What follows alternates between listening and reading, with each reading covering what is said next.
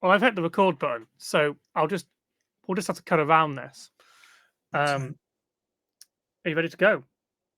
Yep, I am ready to do this. Do you want to present, or should I present? You do it. This was my stupid idea, Yeah, and exactly. this is also my pay-per-view. Okay. Yeah. Hello, everyone, and welcome to what. When everyone else finds out about this, will get me and Steve kicked off Pantsless Tables, even though Steve started it. Welcome to Pay-Per-View, the best name I've ever had for a project that I've not been able to do until now. This is a wrestling podcast presented by myself and Steve. This is mostly an excuse to try and watch wrestling as friends. Though we didn't watch this one together because it was really late at night for Steve, and it's not WrestleMania. This is also the unaired pilot or the aired pilot, depending on how this goes. So this, if you're seeing this, please let us know. That'll be nice. Okay, how you doing, Steve? Hi. I am totally not freaking out because I'm totally not expecting people to be very upset about it. And I'm not just talking about people on the server, but also any wrestling fans will watch this and love my excellent commentary on about, hey, this guy is presented as a heel, so we should hate him, right? That is it. It doesn't matter what the optics are. It doesn't matter what's happening behind the scenes. It's only what happens on screen. That's all that matters. I do, yes. This is best summarized as a smark and a mark. You're that side. Hi. Oh, hi, Mark. No, wait. You're supposed to say, oh, hi, Mark. Yeah, hi, Mark. So I'm pretty into all of the thing that is wrestling. The backstage gossip, the backstage stories, the way the matches are constructed, the storytelling. And Steve just likes the story that's being told on television, which is fine. And we can respect that opinion. We'll try anyway. So we're starting off with a pay-per-view from a company that Steve doesn't watch. This was AEW Dynasty, coming from Philadelphia, Pennsylvania, from the Leochorus, I think is how it was said, Center. Some fun facts about this venue, because I did research and I've got paper notes. That's why it's called pay-per-view. Also, it's a great pun. Fun facts about this venue. This is the fourth time that AEW have been at the venue, including the third ever episode of Dynamite came from this arena, and its second anniversary show. This is not the first wrestling pay-per-view held from this arena. There were two TNA shows, Lockdown 2009 and Bound for Glory 2011. Ever watched TNA, Steve? TNA? Yeah. I thought it was TLC, right? That's the pay-per-view. No, I'm fucking with you. You know what? You genuinely got me. I was like, oh my god, he doesn't know what TNA is. Basically, anyone who showed up in wrestling in WWE from like 2011 onwards used to be at TNA. Right. So all I can think of is AJ Styles. AJ Styles, Samoa Joe, like they're the big TNA boys. Funnily enough, the only person on this card who was at those two cards was Samoa Joe, who shows up in the main event later. Oh, Samoa Joe. I love him so much. But if you include the 0 Hour, which I did watch, which is the pre-show for these pay-per-views at AEW, they had two former TNA stars in. I wrote it down in my notes, but my handwriting is garbo. Where the hell was it? There we go. It's literally underneath it. Right. So Jeff Jarrett and Madison Rayne were both on the pre-show panel, and they were both on those TNA cards. Fun facts for you, because I did a little bit of Googling before I started watching the show. There were 2 matches on the 0 hour show, which Steve didn't watch because I didn't tell him to. And also, it was another hour and a half, and this pay per view is 4.5 hours long. And I don't watch the WWE pre-shows, so there's no way I was watching any AEW pre-shows. So, yeah. Difference is, like, AEW put matches on the pre-show, so like it feels like a pre-show, whereas like the WWE ones are literally 2 hours of panels, and it's too much. I always, you know what? I always end up watching it because I need to stay up to watch a pay per view, so the pre-show is just there to remind me that I'm staying up to watch the show.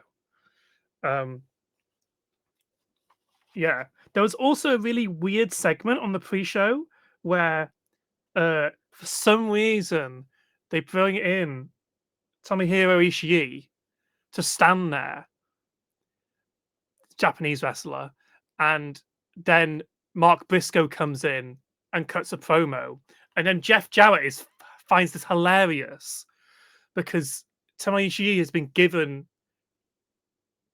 a mic, so he doesn't use it. So at one point, like towards the end of the promo, Jarrett just goes, "Here you go, Ishii. Here's my mic. Like you'll need it." It was bizarre, and I don't know what was happening or whose idea it was, but I just had to talk about it because I saw it and it was funny. 0 hour first match was like Nick Wayne and CRU, which is Action Andretti and Leo Rush, who you've seen Leo Rush before. Yeah. And then AR Fox and Top Flight, which is Dante Martin and Darius Martin. It was a great free versus free like pre-show match though. All these pay-per-views. Lots of action, lots of things going on. Nick Wayne picks up the win over AR Fox, if my notes are correct. I won't talk. I actually have a bunch of notes about this match because I was genuinely confused who the other member of Top Flight was because I don't watch Collision. And then Max Caster had an open challenge on the pre-show where Anthony Bowens came back and beat him in like 2 seconds with a punch. But you wouldn't know anything about. Was it an open challenge for a championship or no? It was just so Max Caster and Anthony Bowens used to be in a tag team called the Acclaimed. And everyone loves the Acclaimed was like their catchphrase, and also Scissor Me. Did you see any of the Scissor Me Daddy stuff? I vaguely have some recollection of the Acclaimed, but I don't know any of the Scissor Me stuff. So that whole gimmick was that they're like like handshake type thing. Like the Bullet Club have Too Sweet. Well, they have Scissor Me. Oh no. And then eventually Daddy Ass joins their gang, so it becomes Scissor Me Daddy Ass. It's, you know what, it's fascinating. They're a really interesting tag team because Anthony Bowens is an openly gay man, and there was a segment with, I can't remember who, where one of the female managers was trying to flirt with Bowens, and the old crowd start laughing and chanting, "He's gay," but it was done in like a good way, rather than every other example of mainstream wrestling having gay characters on their screen being bad. It was actually good and encouraging, and that is something that kind of exists in AEW. Is like it is, compared to WWE, the most LGBT plus friendly organization in the world, which it is actually quite impressive, the representation and inclusion at AEW. But you know, it's not perfect, and the indies are much better for it if you want to watch that kind of stuff. Anyway, Max Caster and Anthony Bowens have split up as a tag team. Anthony Bowens went off to go and be at a bunch of premieres for movies and sports events for like 4 months. And then Max Caster started doing this open challenge bit where he was like, I'm the best wrestler here. I'm going to prove it by doing an open challenge and beating anyone who comes in the ring with me. So he lost every match. I knew where that was going, but yeah, that is the funniest thing. Right, on with the main show, because Steve can now talk because it's watching things that he actually saw. So we start the opening match of Will Ospreay versus Kevin Knight. At this point in the show, we have Excalibur, Taz, and Jim Ross on commentary. I had to keep track of the commentary team changes. Fair. Okay, Is so this your immediately, first Will like, Ospreay map? Sorry, yes, it is. I have seen. I remember he there was this big thing on Twitter a couple of years ago, or like last year maybe. Time is weird. Where he cut a weird promo, which was directly referencing Triple H or something like that, and so that's when I first learned about him. But this is my first time watching a match. Yeah. So that FOMO you're referencing, basically, WWE were desperate to sign Will Ospreay because he is the biggest thing to come out of New Japan over the last like 5 years. Like he's been there longer, but like he became the top star when everyone else went to AEW. And basically, the reason that Ospreay signed with AEW over WWE was not the money, but the schedule, because he still lives in the UK. So he flies in to every show that he does in the US and then What comes the back fuck? to the UK because his new partner has a child that he wants to raise. That's the whole that's the reason he chose AEW, and that's why AEW is his home, because it gives him the flexibility to do that. So then Triple H said in a press conference something along the lines of, we want people who are willing to put the work in WWE, to suggest that Ospreay was being lazy by not signing with WWE. So then Ospreay responded by going, nah, man. Nah, bruv. Ospreay's from the UK. He's from Essex. He's a proper Essex boy. He's got this whole amazing personality that you didn't get to see in this because it was just a match. This is weird because this is the most slow pay-per-view match I've seen from Will, because it starts quite technical. It's not a million moves an hour straight away. It does kick into high gear later on in the match when Ospreay starts going for his signatures. Kevin Knight, this is the first time I've watched Kevin Knight. He signed with the company like 4 weeks ago, and his first match was on Dynamite. So, like from what I saw, and I think immediately, like even in the entrance, the way they presented Will Ospreay, like he looks like a star. The way he walks in with the entrance, with the music, with the crowd going wild, it just feels like, okay, this guy is someone that you should watch out for, right? And I really like the way that they presented him. And Kevin Knight was also great. I didn't know he was new, which is really cool because like it didn't look like he was new at all. The way he was moving in the ring, the way he was there was a sunset flip counter, which was really fucking cool. They have so much chemistry together. I don't know if they've worked together before, but like immediately the two of them, since he's only been here for 4 weeks, to see that, it just felt like, holy shit, this guy is really good.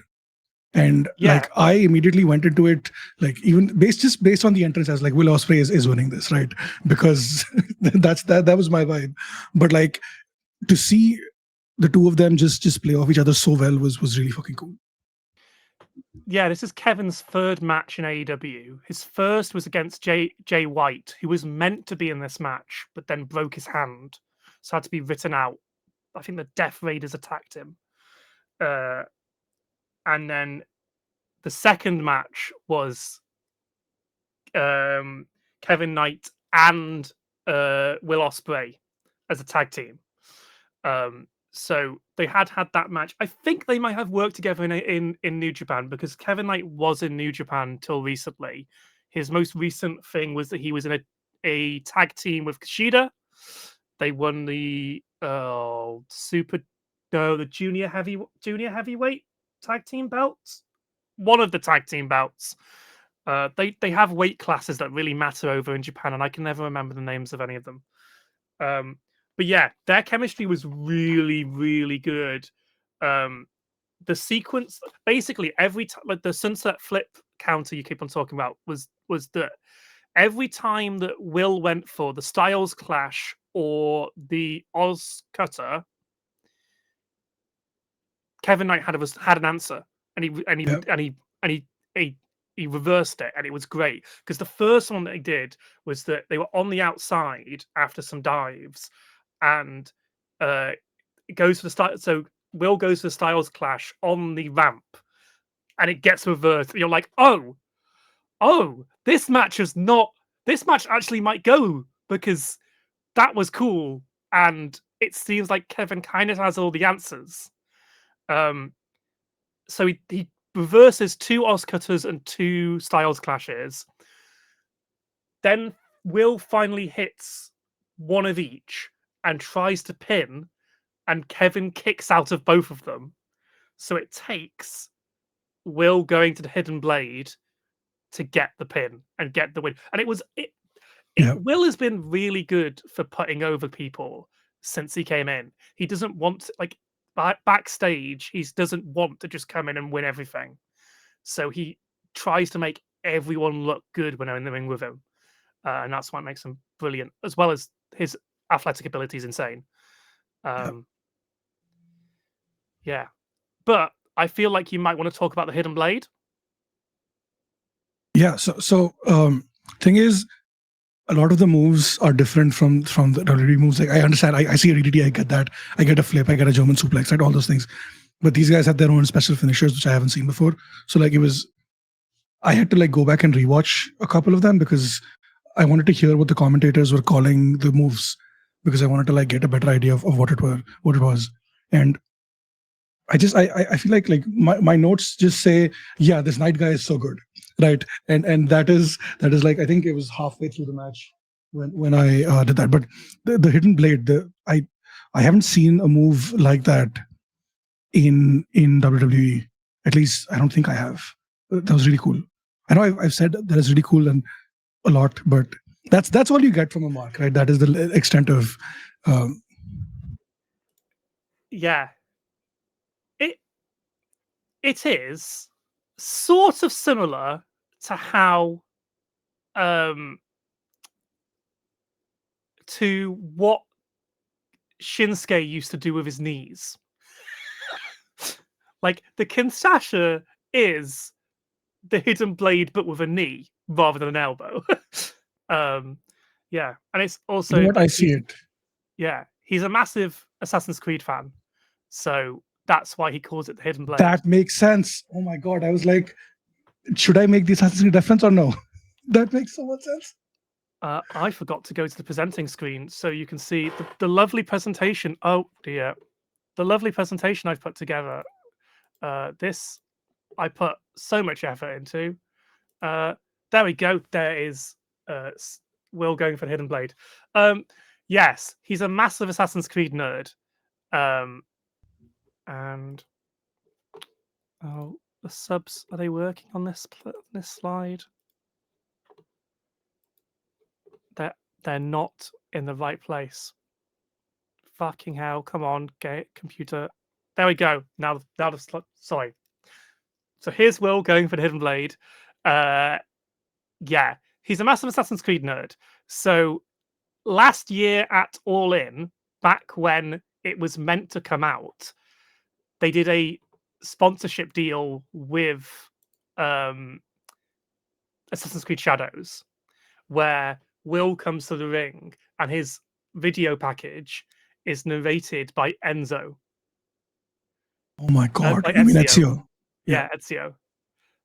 It's I've like seen that. Mr. Osprey. Oh my It's like God. it's the best thing in the world. It's for wrestling fans, it probably means nothing, but for like Assassin's Creed fans, it was the best fucking thing in the world. Yeah. And recently, thought as press of the release of Shadows, uh, Osprey was playing the game with Roger Craig Smith, who voices Ezio. There's like a video of them two playing it together. But yeah, his hidden his he used to have a move called the Cheeky Nando's, which he had to change so he didn't get sued. Understandable. Which is sad, but yeah, it's a great match, and it made Kevin look like this guy has a future in AEW. If he gets a Yeah. sustained push, AEW's got you might have learned by watching this pay per view. The roster in AEW absolutely packed. Yeah. Too much talent. 10 fucking So- matches or some shit, right? Yeah. So we like Kevin Knight. Yay, welcome. Had a really great first match. Let's see how you're doing in like, I don't know, a month's time. Oh no. Yeah.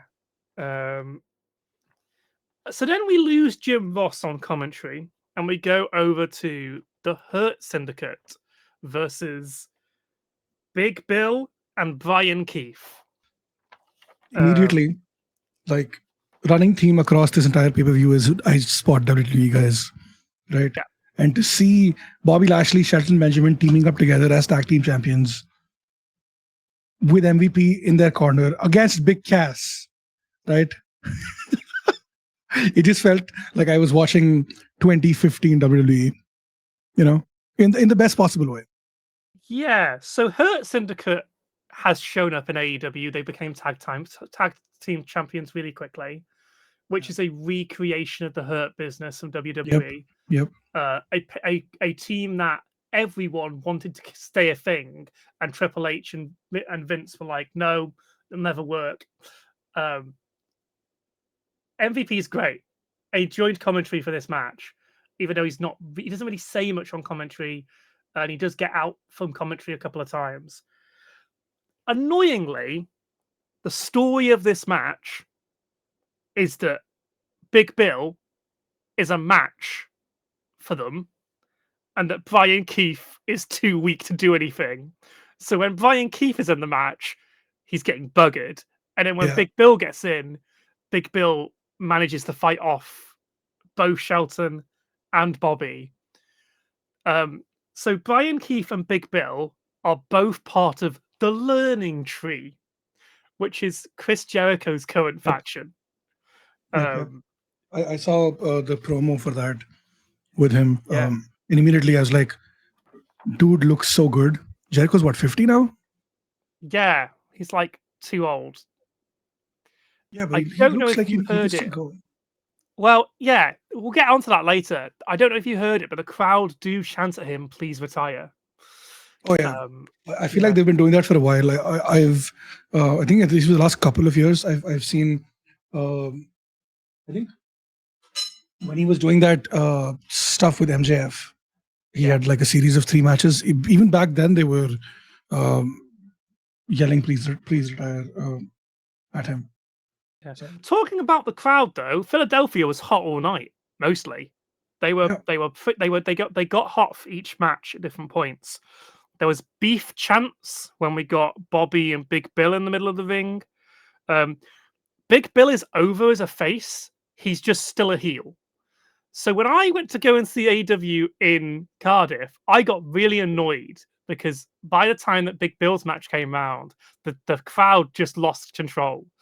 And they were chanting for Big Bill the entire match against Hook. And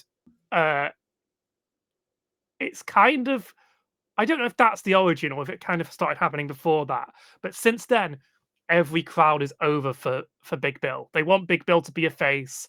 They like Big Bill. He's big and his name is Bill. Yeah. So I like think this, it would be a cool thing to see him break away from the learning tree. I'm guessing the learning tree is a heel faction, right? yeah, Um, let him do something on his own, because like I feel like everything I've seen him in, which was like WWE, of course, it's always been the same story with him. He's the big guy who handles all the opponents, while his little partner, well, not little, but like his smaller partner is doing fuck all. And I think that's been the running gag for him for a while. I don't know what he was doing before this, of course, in AEW, but like when he was with Oh. Enzo, right? this Yeah. is So when he was, this is what he's been doing in AEW. He was teamed with Ricky oh, shit. Starks for a bit, and then Ricky Starks disappeared from television and eventually showed up in WWE.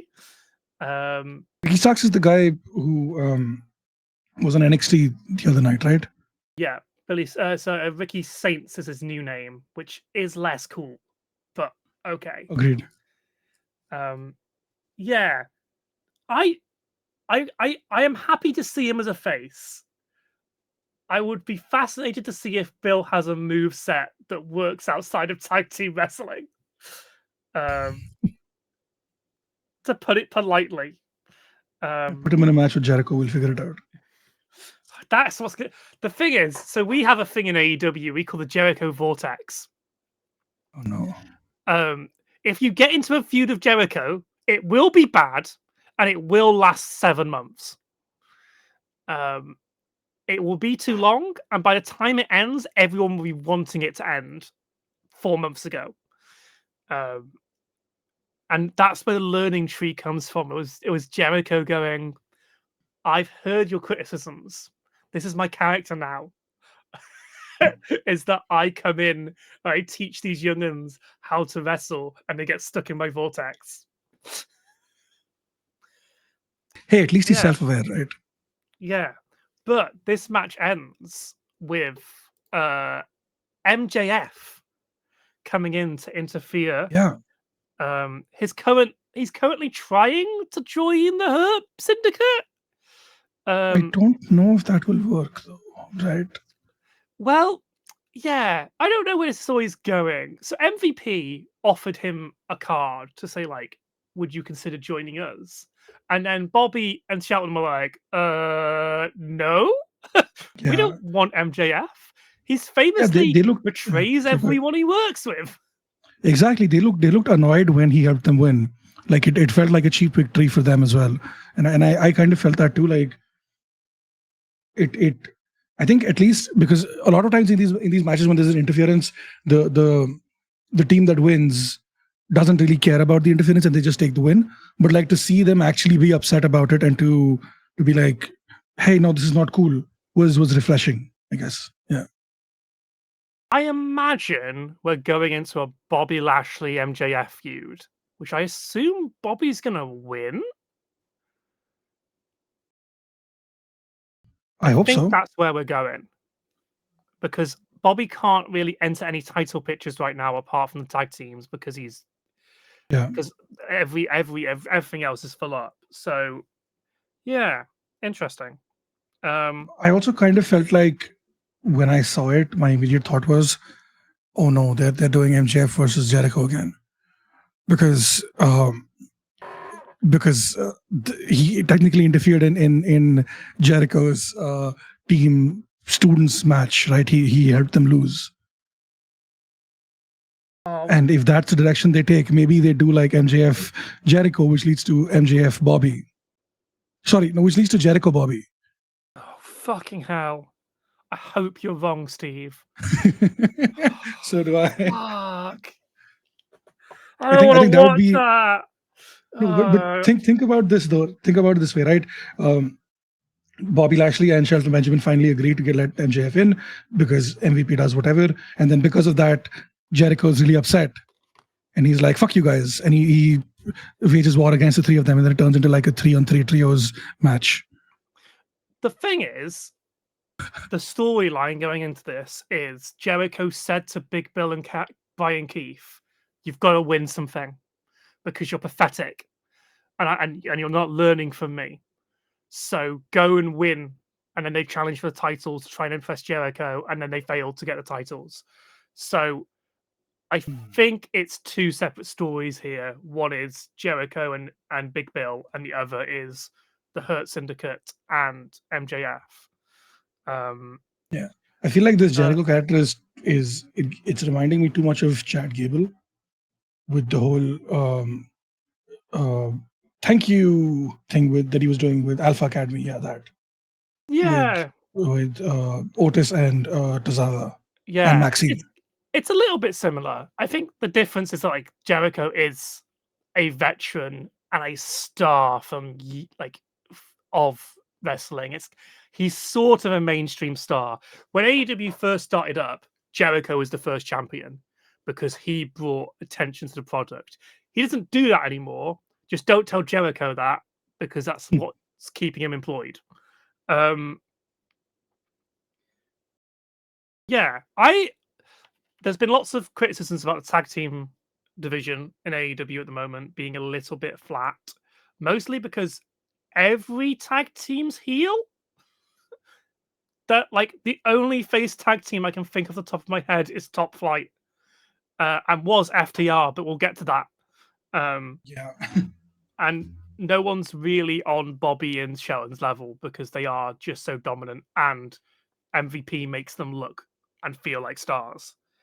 The next match on our card is Mercedes Moné versus Julia Hart.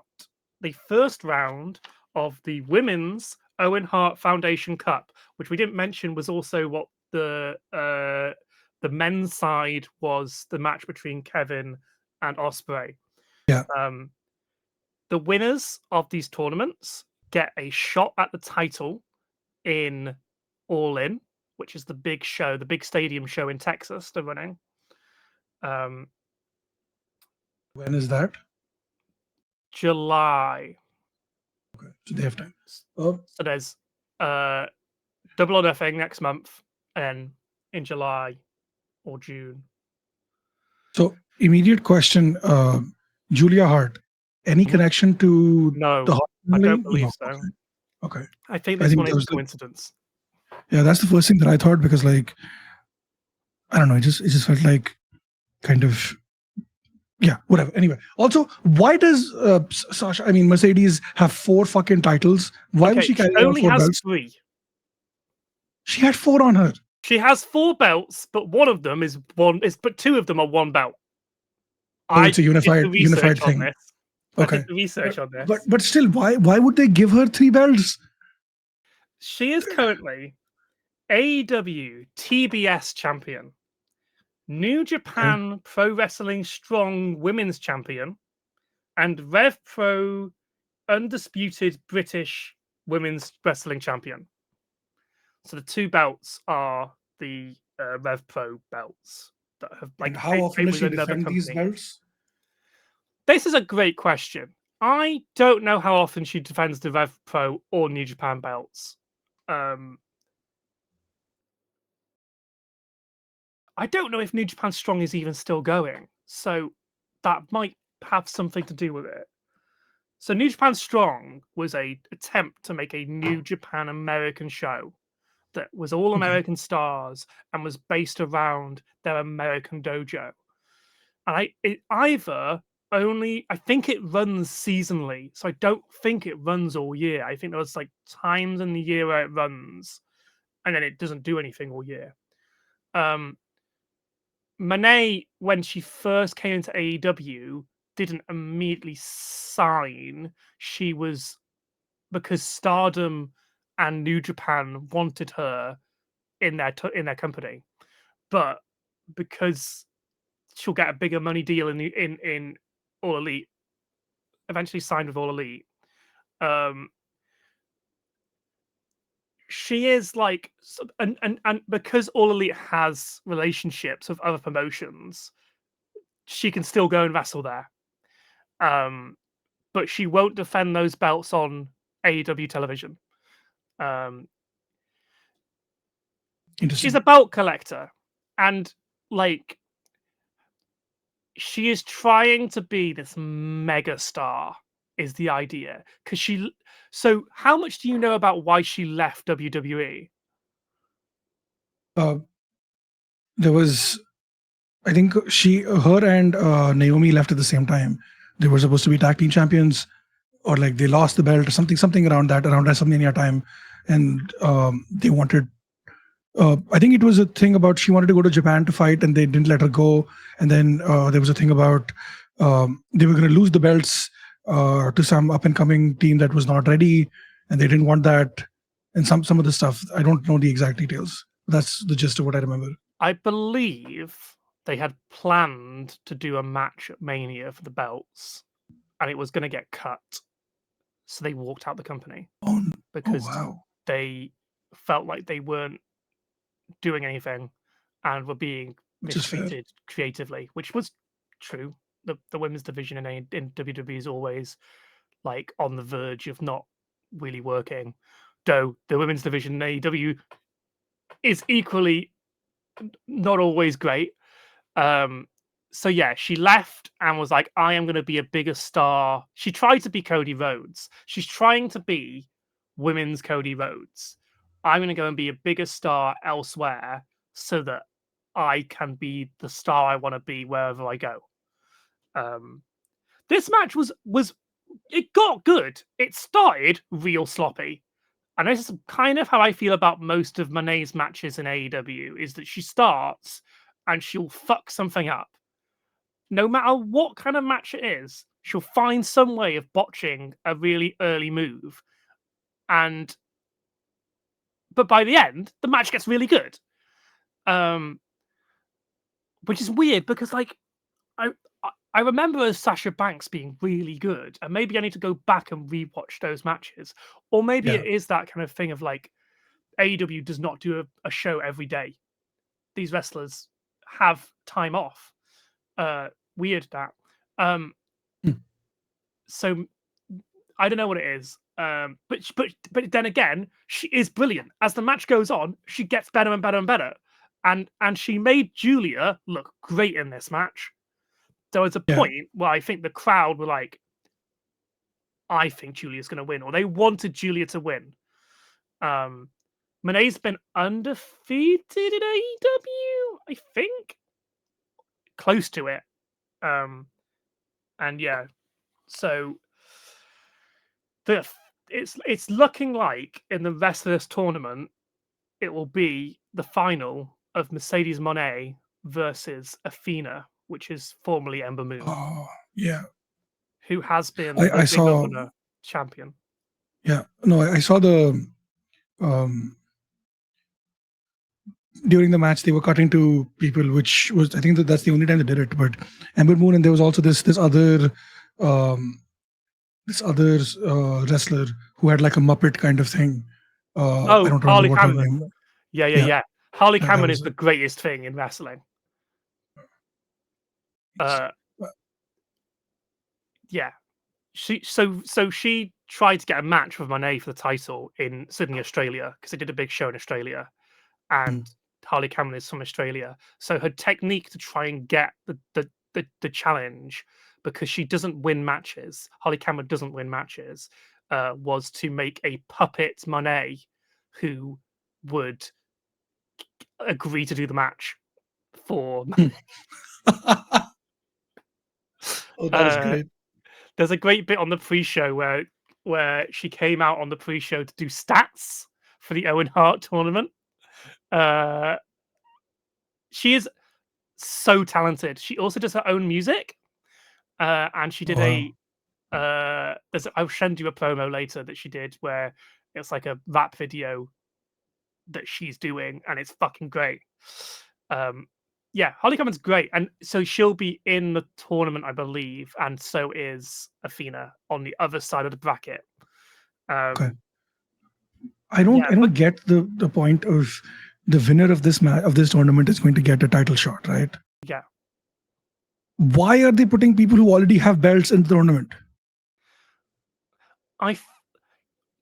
Because I think we're leading to Moné versus Toni Storm.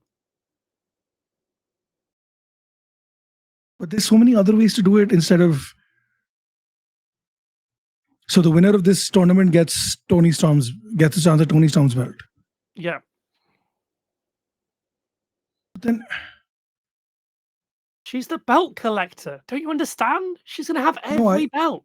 no, okay, fair enough. But then why put Ember Moon in it as well, or Athena in it as well, when she also has a belt? Belt I versus belt. It's always fun. It's champion versus champion.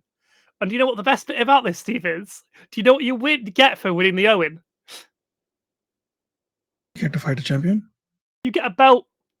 Oh, that's great. Okay, so it's gonna be Sasha 4 belts, 5 belts, I guess. 5 belts. She's gonna beat Athena. Then she's gonna challenge Athena for her belt. That's gonna be another belt, and then she's gonna beat Toni Storm. That's gonna be 6 belts. I hope Athena doesn't lose her belt to Monet. Athena's been like ROH Women's Champion for like 2 years, maybe 3. Yeah, it's about time to end that streak then, right? Have you seen her belt? It's a spinner belt. Oh, even better. Let Monet go all John Cena on it. Yeah.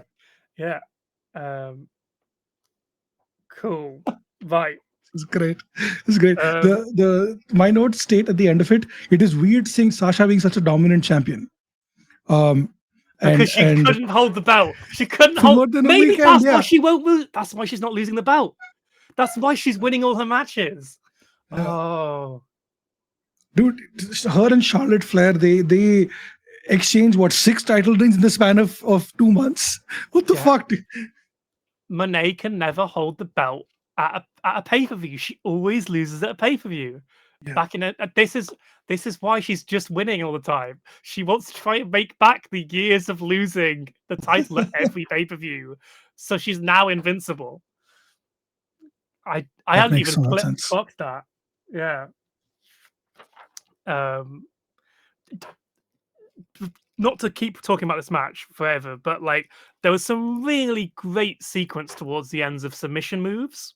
Yeah, like it was back and forth submissions, pinfalls. It made Julia look great. It made Monet look like a threat. She didn't. Yeah, they were cheering for her, which I was surprised because I thought Julia was the heel. At least she looked like the heel. Because I'm guessing Monet was the face in this match, but like it was really cool to see. Okay, then never mind. But they were cheering for Julia like really loud, and I really like that. Like new people and seeing the crowd after behind them, it's really cool to see that. Yeah. She's basically Julia used to be part of the Guns when they first came in were like, no, it wasn't even was it the Guns or was it the who was she with? Was it the Guns or was it the other 2 boys? I can't remember. She came in as like a cheerleader basically, and then in a match with Malachi Black, the faction that she was with, they started to corrupt Julia, and then she joined the House of Black, which was Malachi Black, aka Aleister Black's faction in AEW, and she became Spooky Girl, and she's fully taken on that role of Spooky Girl, and it's what's gotten her over with the crowd, and it's what has pushed her forward in her wrestling career, and she's got to be a really good wrestler. Still not top level, but like it's on her way up there.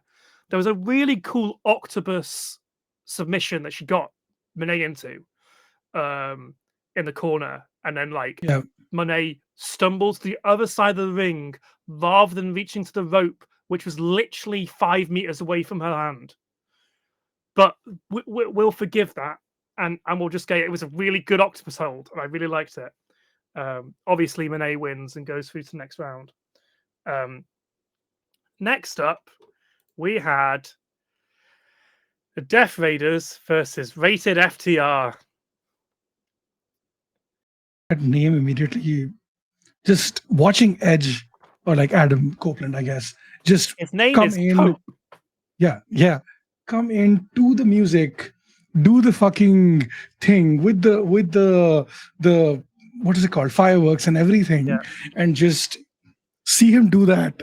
Even today, like even though he's like after everything he's been through, just I was smiling the entire match just to see him do that, and then he got fucked. But like the entire time I was like, holy shit, look at him go! Oh my god, that's a spear! Oh my god, look at him! His hair looks so good. He looks so good. I love him. And And then to see him team up with the Revival or FTR, I guess now, and because I did not like them in WWE, right? I didn't like them here either. The promo stuff, whatever. Like the promo that they dropped for this match was very obviously like someone was gonna betray someone, right?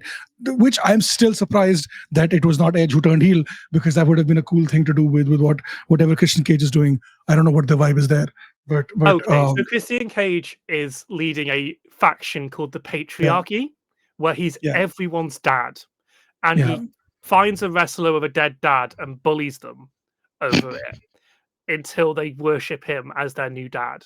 That is his whole gimmick. It is the best gimmick. It is one of the best heel gimmicks in AEW. It's fucking fantastic. What you didn't see is that the last pay-per-view, it was Cope versus John Moxley. Oh it my was a God, bad match. I'm gonna go watch that. Oh, never mind. It was awful. It was long and boring, and then the end was an absolute schmoz, because Christian Cage at All In last year won a contract for a title match at any moment. So he runs down and tries to win the title in that match and fails miserably, and it's just a whole schmoz. And it's like, what was the point of him winning that contract? This is silly. Oh, is that what the briefcase was that he had? No, the briefcase is the belt. I'll get onto it. We'll get to John Moxley and the Death Raiders, the whole thing. So we'll get here the Death Raiders, which are Moxley's faction of Pac, Wheeler Yuta, and Cesaro, Claudio, Wheeler Yuta, yes, and Claudio Castagnoli, are like they're the trios champion. We have trios champions here for 3-man factions. This match was the story of, can FTR deal with their shit?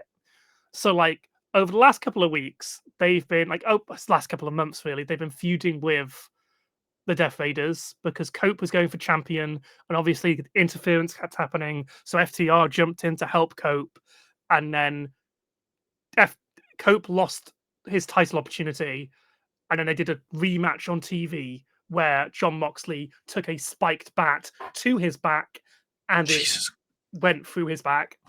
John Moxley loves taking stupid bumps in AEW. Yeah, I noticed that. Whole thing.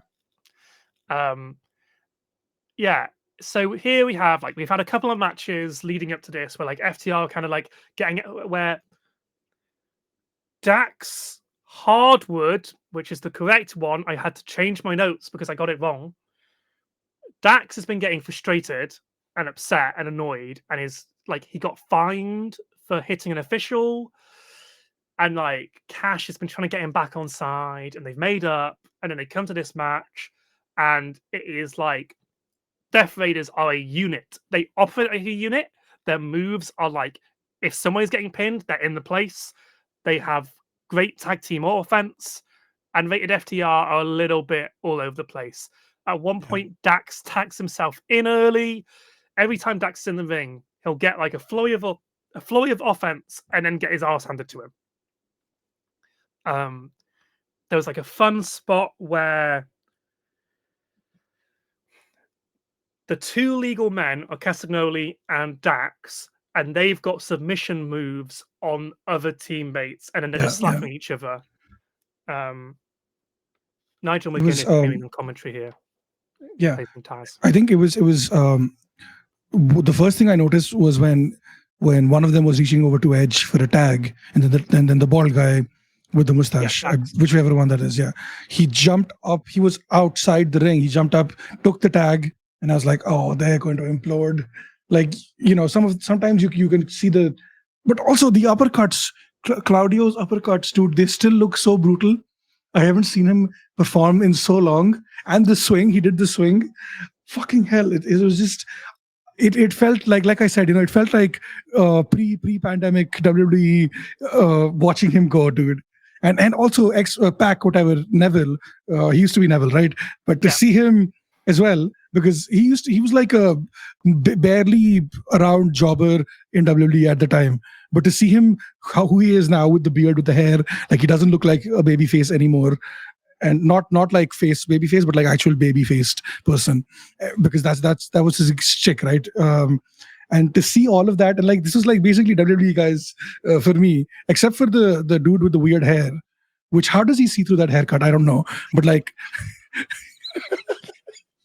everyone else I've seen in WWE, right? So it was interesting. It was really nice to just have some familiarity with the moves and the vibes. That's Wheeler Yuta. So Wheeler Yuta is currently the most like people hate him for good reason. So a little bit of backstory about the Death Raiders. The Death Raiders used to be a faction called Blackpool Combat Club, which was started by William Regal back when he was with AEW. Nice. And that faction was Claudio Castagnoli, Pac wasn't part of it. Who else was in the cover cast? Bryan Danielson, Wheeler Yuta, and Mark. Oh God, I can't remember who the original lineup was. Anyway, I think Mox was part of it, and that whole bit was we are proper wrestlers. Obviously, Regal's in charge, and we're going to train up the next generation of wrestlers. So they take Wheeler Yuta under their wing. And when they take him under their wing, they beat the shit out of him. And that's how they train him. Oh, no. That was so funny. At All In, Danielson, in his retirement match, wins the belt off Swerve Strickland. Yep. He then holds the belt for a little bit and then has a match with Jon Moxley, where Jon Moxley beats him and then chokes him out in a paper bag. Yeah, I saw clips of that, yeah. So Wheeler Yuta, during that whole angle, was like, oh my God, what are you doing? Please stop. And like Pac's holding him back while Yuta's screaming, like, no, don't do this. So it looked like that Yuta was going to split from the group and go face, like super baby face, trying to like fight back against the people who destroyed Bryan Danielson. But it turns out that no, he was seduced to the dark side and kept with the Death Raiders and then choked out Danielson at the next pay-per-view. Or on TV, I can't remember which it was. So Wheeler Yuta became the most hated guy because he looked like he was going to turn on the Death Raiders and he didn't. He just went into this darker place and got this weird haircut. So people were like booing the hell out of Yuta in this match. Lots of fuck you Yuta chants in the crowd. It all kind of comes to an end with Dax getting the being pinned by Wheeler Yuta after a pretty good match. Yeah. Yes. And then we have this like the Death Riders fuck off out of the crowd because they are Jon Moxley's faction, so they get the Shield entrance. And like so Cope helps Dax up. It all seems like they're nice and buddy, and then Dax nails him, gets some chairs, sets up for the concerto. Cash is like, no, what are you doing? Don't do it. And then Dax is like, here you go, you do it. Here's the chair. And then Cash throws the chair away. He's like, no, I'm not going to do it. Lifts Cope up and straight into the Shatter Machine, which is the FTR's tag team finisher. And yeah, the FTR are still together and they have turned on Cope. FTR as heel is the best FTR. Like, they're better as heels. They're more interesting as a team of men who do not fuck around. And splitting them up is only going to be bad. It's like Imperium. You really should never split up Imperium. Yeah. but no one would ever do that because that would just be silly. Yeah, of course. Yeah, why would you do that? It's not like you Um, would get rid of Giovanni Vinci and have him come back with an Italian gimmick and then do fuck all with it. Yeah, and then who would release even think of that? him. Yeah. Next up, we have the Oh, match. I just guess you. one more thing about Yeah. the Edge thing. My notes literally just say, "Oh look, Edge got murdered again." That's the last note for the game, for the match, and I think it's very funny the number of times he's been hit with that fucking thing. At this point, it should be a thing. It should be his gimmick where his neck is superhuman at this point, because nothing happens. No matter how many times you hit it with the chair, he just pops back up in 2 weeks. So yeah. So you being excited to see Cope is very funny because the AEW fan base is tired of the man. We don't like No. him. He never loses. He just shows up, takes a million moves, does one spear and wins. So like it's very funny that you were like, "Yay, Cope!" I will say, Dax and Cash mocking the medical team was very funny. Yeah. As they were trying to take Cope away. And next up, we have, I guess, what might be your most anticipated match to talk about. Tony Storm. Tony Storm Holy shit. versus Megan Bayne for the AEW Women's World Championship. So I got a message from Steve just with a promo from Tony Storm, which read, "I think I'm in love."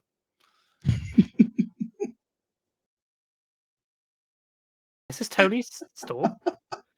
This is timeless Tony Storm. She is a 1940s and 30s movie star who is also a wrestler. That's the gimmick. I have sent you the Mariah May video, which is like the breakdown of that feud. Basically, was it 2 years ago now? It might have been 1 year ago. I can't remember.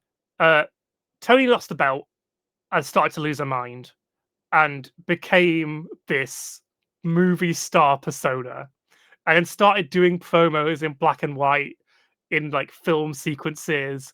She did like promo videos where she doesn't speak and it's done in like silent movie style. And it became the most over thing, and it has been the best story in women's wrestling of the mainstream companies. Don't get at me. I know there's good stories elsewhere. Yeah. And she was fighting Megan Bayne, who's sort of been presented like she's sort of AEW's female Brock Lesnar. Yeah, that's the vibe that I got. That's what I was going to say. Yeah. Big, strong. The promo that I saw, she just called her, "You're a big bitch, aren't you?" And I was like, Yeah. "Okay, yeah, I love you, Tony Storm. What do you want me to do?" I'm So Tony Storm has managed to take, and I'm not the person to talk about how brilliant this is. I want to hear someone make a video essay about the brilliance of this. But there's a in wrestling conversations, there used to be this kind of thing that was said that women's wrestling is always sapphic. Yeah.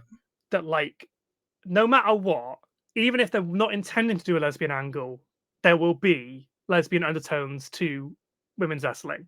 And I think this comes from a misogynistic and like titillation factor of women's wrestling in WWE.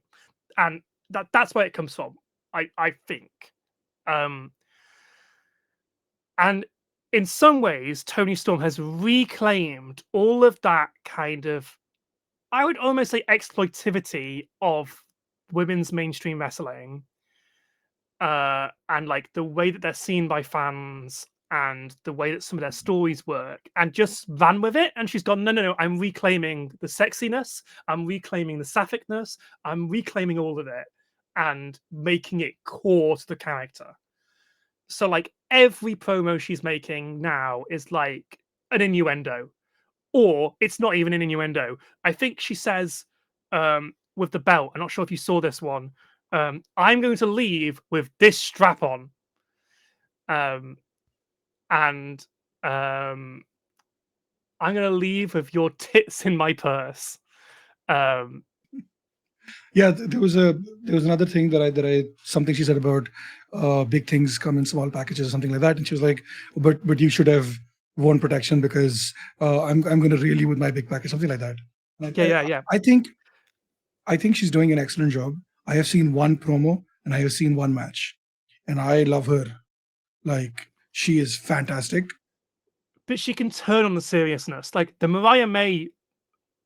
whole Mariah May story, which is just finished, has been brilliant. And I will say that I was not 100% on Tony Storm, timeless Tony Storm to start with, because I like Tony Storm because I'm a wrestling fan, and Yeah. I saw her before she went to WWE. I saw her in NXT UK, and I watched those matches where she was really good.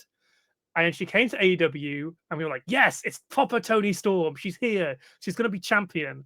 And she was, but it didn't quite click with the audience because the women's division was really underbooked. And then she turned into timeless Tony Storm, and I was like, but Tony Storm's good. You don't need to give her a stupid character. She's good. She should just be good. And it got really good. And I went, you know what? I was wrong. I'm wrong on this. Okay, everyone. And then she lost the belt to Mariah May, who was like her protege. And it's this whole like classic movie that they basically recreated with Mariah May and Tony Storm. And I was like, okay, so now you make Tony Storm a different character. You've got to change her character up. And I was pitching like, oh, she should go into like Technicolor. She should be now a Technicolor movie star. And they haven't done that. And I was like, oh, I don't know about this. I think people are getting tired of timeless Tony Storm. I was wrong, quite clearly wrong. And I'm now sold on it. I'm now completely sold on it. From being like, I don't know if this is going to work the whole time. I'm now completely sold on timeless Tony Storm. This match was great. Bane looked like a fucking monster. She also looked a bit stupid because the whole time on commentary, they were like, she hasn't gone for her finisher yet. She hasn't gone for her finisher yet. And I'm like, yeah, if she hits it, she'll win. So why isn't she doing that?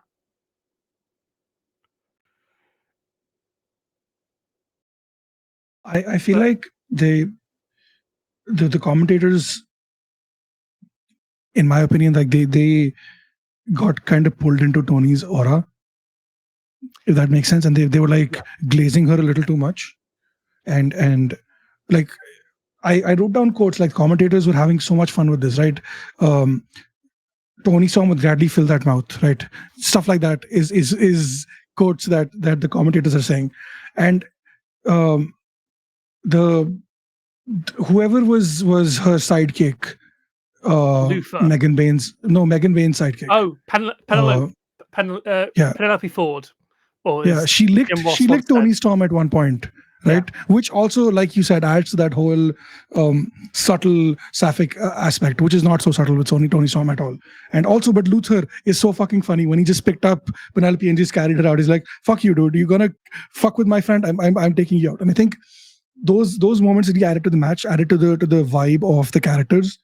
But making your star heel in the making, I guess, in Megan Bain, who looks like a fucking beast and should be treated as such, repeatedly saying, oh, she hasn't gone for a finisher yet, devalues that character. Imagine if Brock Lesnar, if you're making that comparison, right? Brock Lesnar and Seth Rollins, let's take that as an example. And during that match, they're like, oh, why hasn't he gone for an F5? Why hasn't he gone for an F5? Why hasn't he gone for an F5? Let the fucking match. You need to call the match as commentators. I feel like sometimes commentary, they go into weird tangents, they go into hypotheticals, they go into what ifs more than actually calling the match. And I think that's something that pisses me off about WWE as well, especially with like what's his name, the Joe guy. He goes off on a lot of tangents sometimes. Joe Tessitero, something like that. That's his name. Yeah, that's totally. Yeah, he goes off onto a lot of weird tangents that are not about the match, especially when he has someone to riff off of. And sometimes they're like talking about shit that happened 4 weeks ago. They're talking about a completely different set of opponents who are not even in the match, and that kind of devalues the whole vibe of it. Like, sure, you can spend a couple of seconds doing that, but like, if the So main focus of your commentary in wrestling is not there to commentate on the match.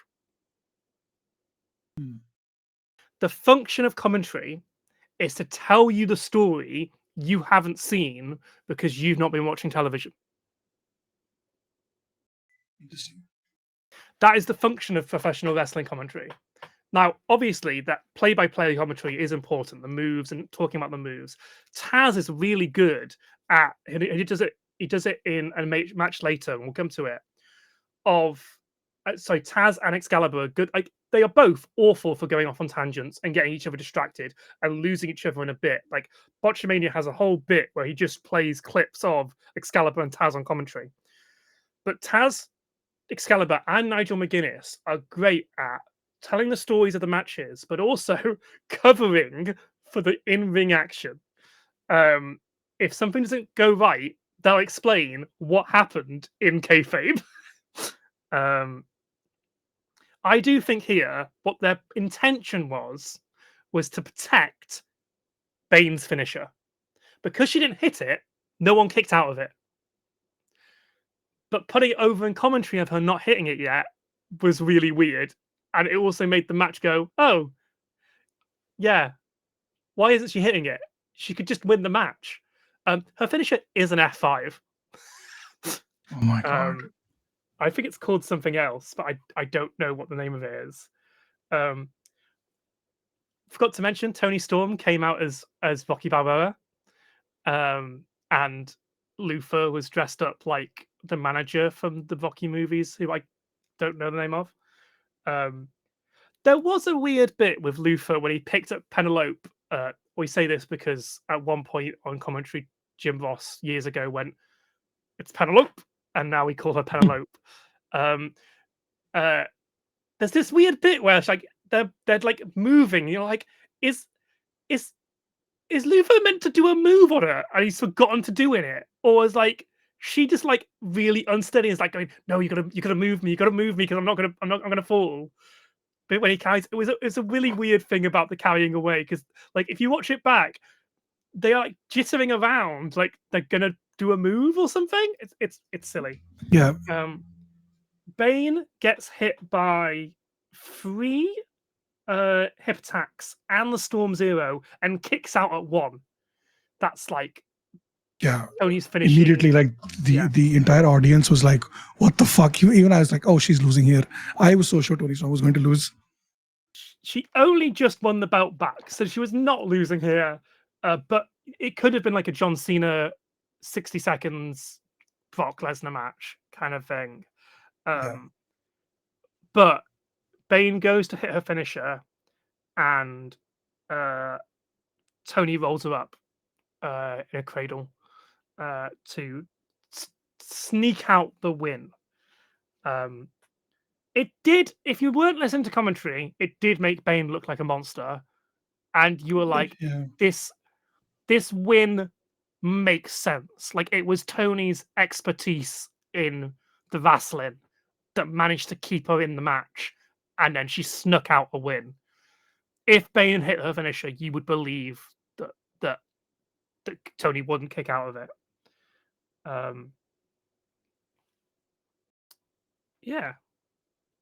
But yeah, I think I'm excited for you to watch more Timeless Tony Storm and get the full picture of her fall and rise of a movie star.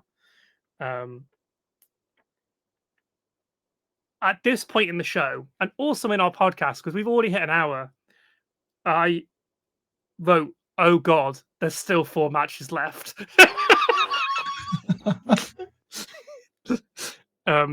AEW like to do long pay-per-views. Though, to be fair, this is what WWE were like 4 or 5 years ago. They have just cut down their pay-per-views to 5 matches, and I think that's too small, but this was too long. And I know which match I'd cut from this card. we have the next round of the Owen Hart tournament. Kyle Fletcher versus Mark Briscoe. You probably know nothing about these two guys, do you? I know about Jay Briscoe, his brother, because they did a tribute to him on Yeah. WWE TV and they showed like some clips and stuff, but I have not seen either of these to perform before. Yeah, so the Briscoe brothers were a tag team, mostly famous in ROH. Unfortunately, Jay passed away in a horrible accident, and since then, Mark has been a mainstay of AEW. So AEW bought Ring of Honor when it went up for sale, and the FTR had an amazing feud, the last feud, literally of the Briscoes, and because in the past they have had controversies around homophobic and slightly racist comments, the Briscoes were kept off AEW television.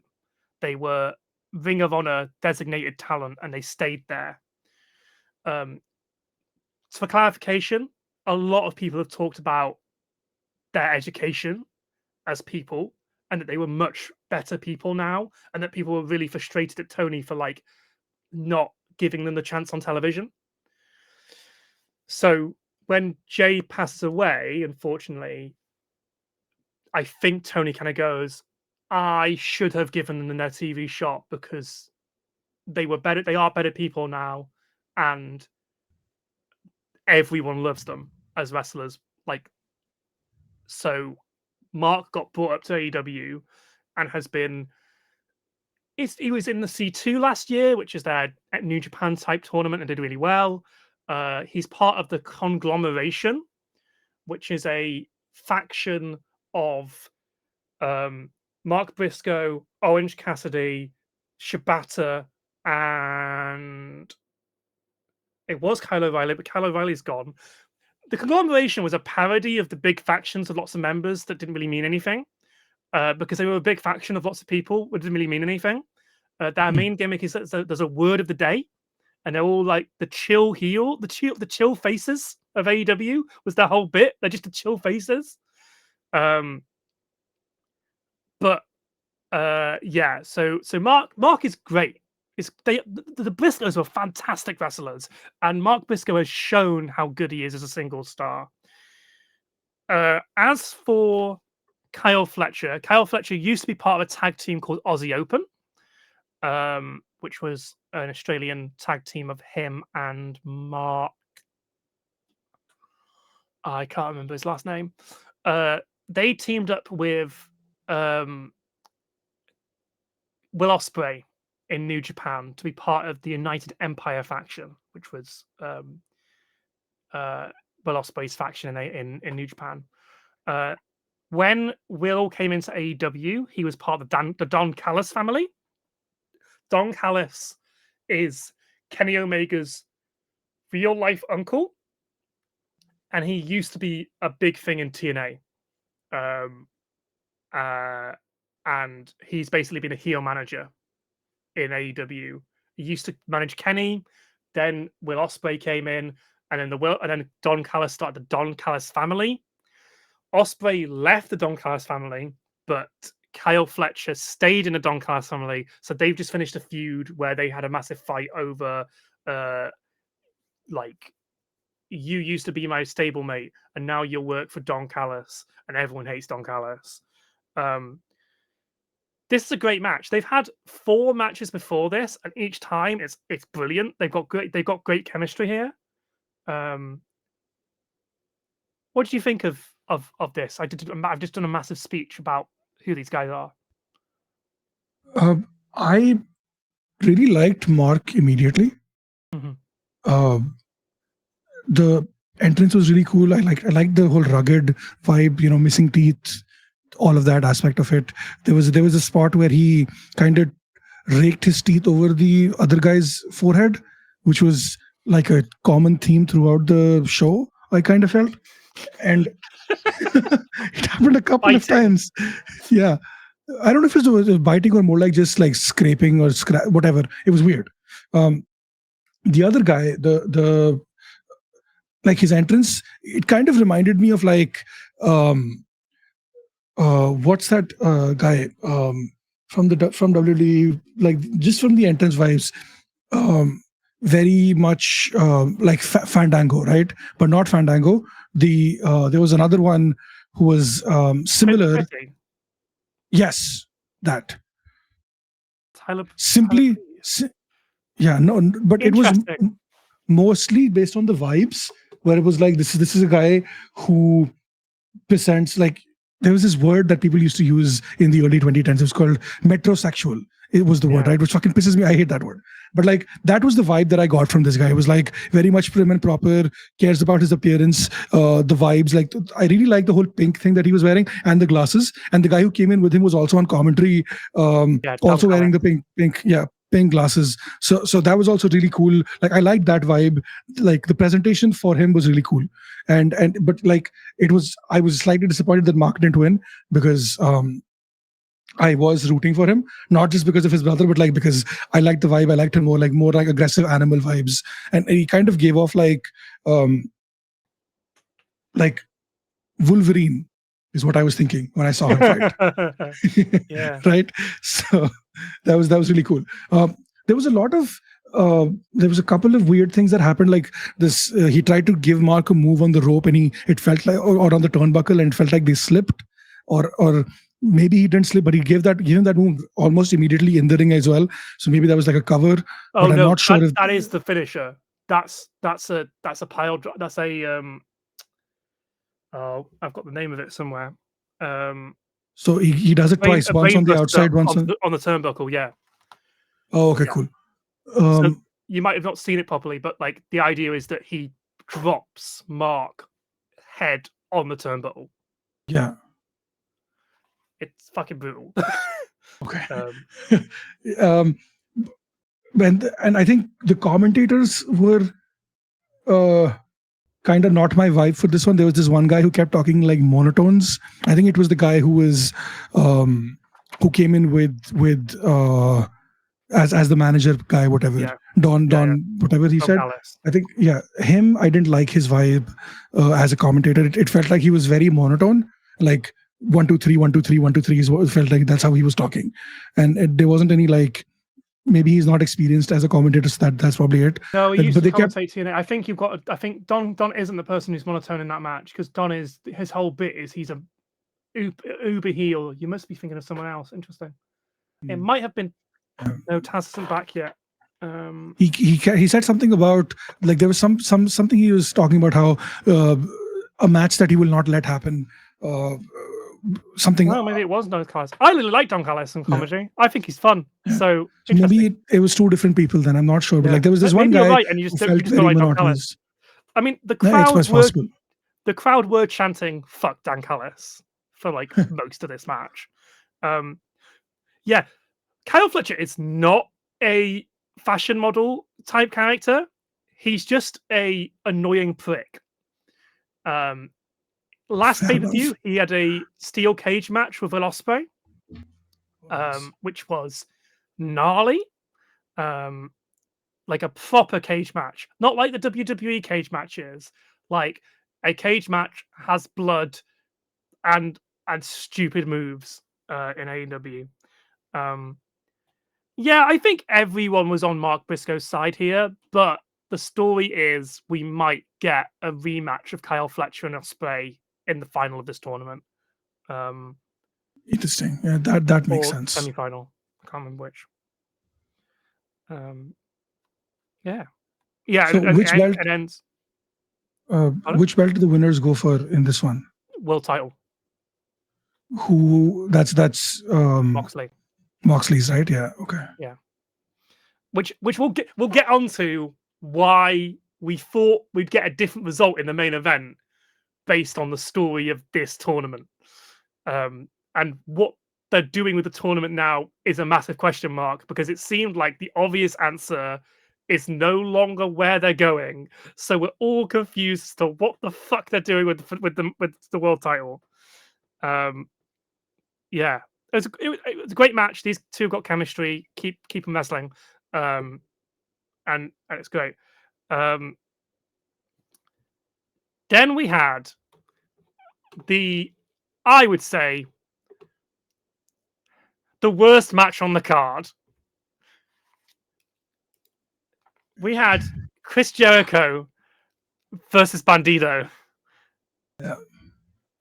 For the ROH World Championship mask versus title. The backstory to this, which you might have got in the video package, is that Bandido's brother Gravity had a match with Jericho at the last pay-per-view that lasted 30 seconds, and Jericho beat him with a bat and won, and then took his mask. And obviously, in luchador wrestling, losing your mask is a really big thing. Yep.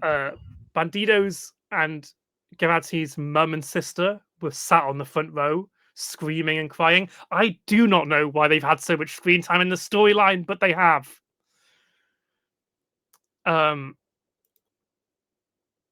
So this was the match for the ROH title, which Jericho took from Bandido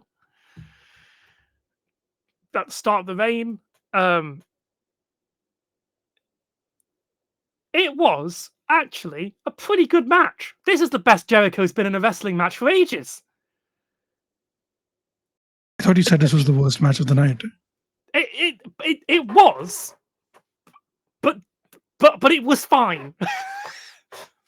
The problem is, in AEW, most of the time, the worst match is just fine. But when you've got a billion matches on the card, you've got to cut something. This could have been cut and done on ROH television. I know why it wasn't. They're trying to get a TV deal for ROH still, and the way they do that is by putting Jericho in it and putting it on AEW television. But this match was fine. Jericho looked good. The best Jericho's looked in a while. Bandido is good. He fucked his finisher the first time he tried to do it. Which is where it's either Excalibur or Taz saves him on commentary by going, Jericho tucked his hips. That's why the move didn't work, not because Bandido fucked it up. Oh, I remember that. Yeah, I thought that's what happened. I fell for it because I don't know what the move looks like, right? So it's clearly that Bandido just didn't get enough. He didn't get enough momentum on the rebound off the ropes to hit. The highlight spot of this match was Bandido doing a delayed vertical suplex for 50 seconds on Jericho. 30 of it one-handed, 20 of it two-handed.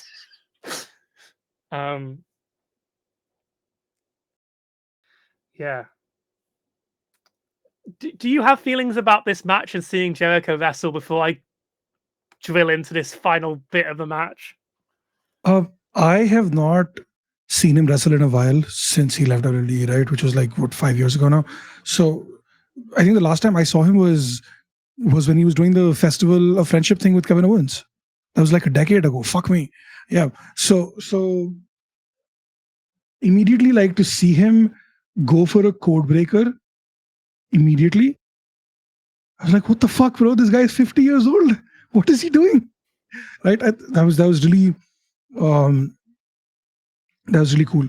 I also noticed that there have been no DQs so far in this pay-per-view, which is very weird for me as a WWE watcher.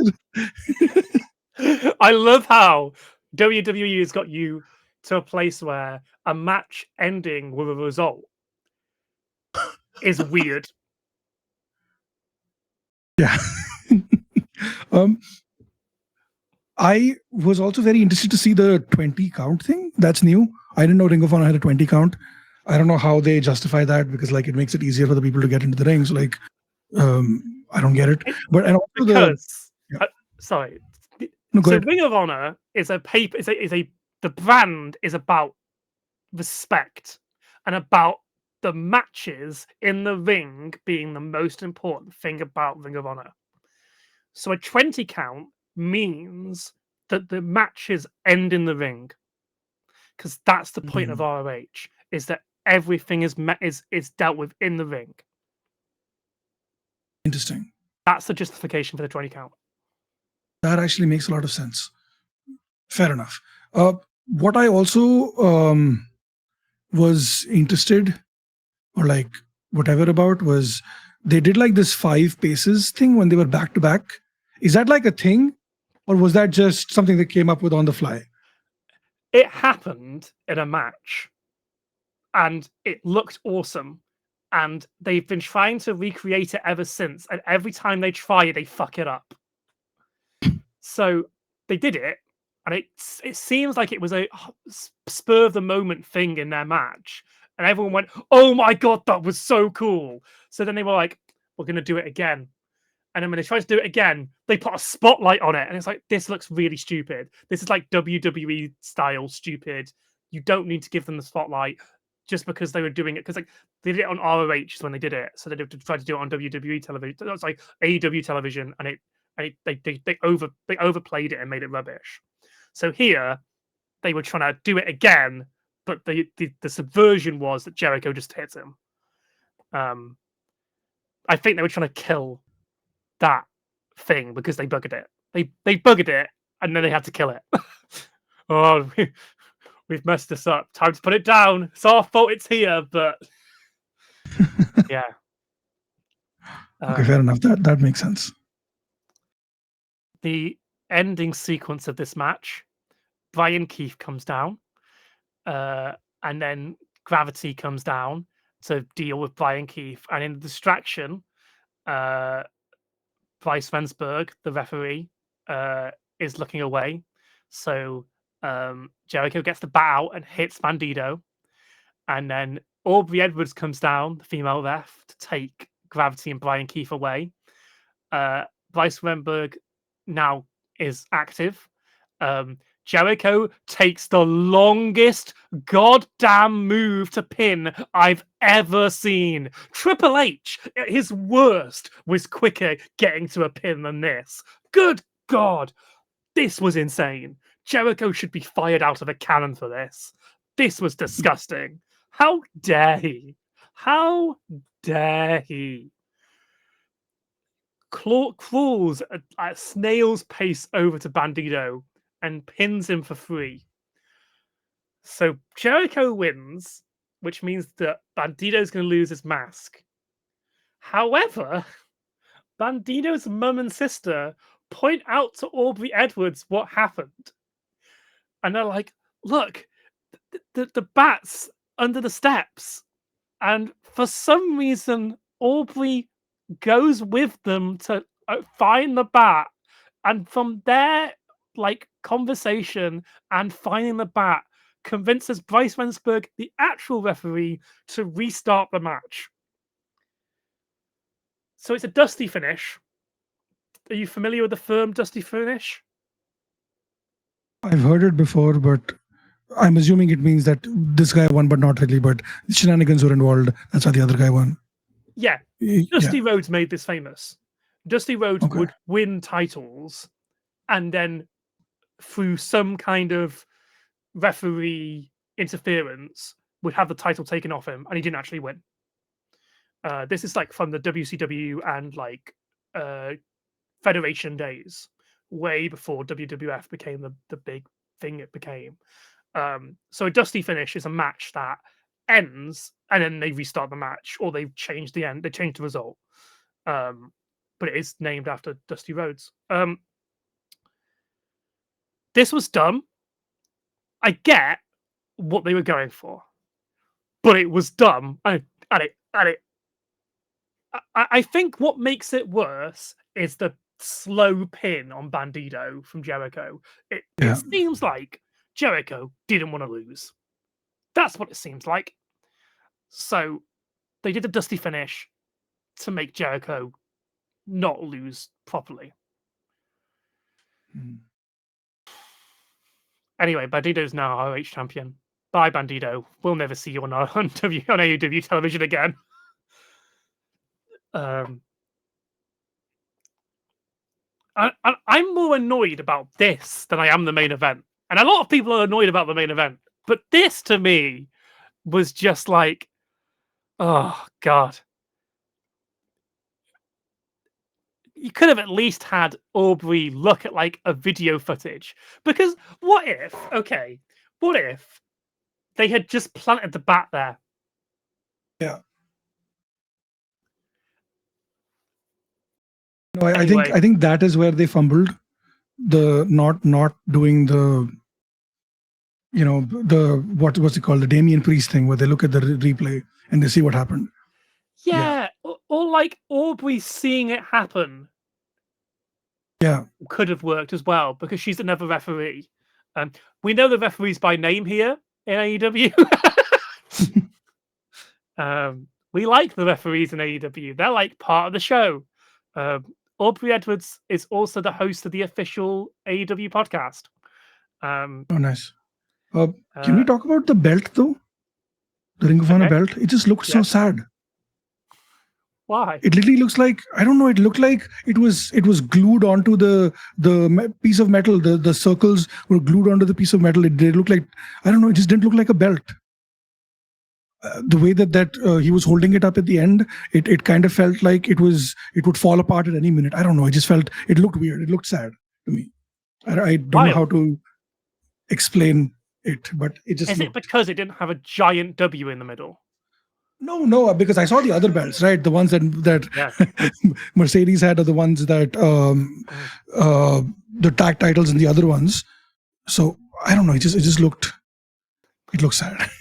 I didn't notice it, but at least it's not in a briefcase. We'll get onto that. Okay. We're an hour and 30. This is going great. We might make this podcast less than the pay-per-view. Daniel Garcia versus Adam Cole for the TNT Championship. No time limit, no outside interference. Did you ever see Adam Cole? I know of him because of the Bay thing. I know of him because of the MJF feud. Because I saw clips, but I haven't actually seen him fight. Okay, cool. He was in NXT for a long time. Yeah. And he left Undisputed Era. And he left NXT to come to AEW to be with his wife, who he's now split with. Yep. That much I know. And he was part of the both best and worst story of AEW with MJF and him as a tag team, the split, the devil. It was a whole thing. I really like the feud overall. I think a lot of people hate the All In match. They're wrong. It's one of the greatest matches in wrestling history. I'll die on this hill. It is maybe one of my favorite matches of all time. Easily top 5. Anyway, Adam Cole's been basically rubbish for all of his AEW run. He started with a feud with Jericho where Sabu showed up for no reason in Las Vegas.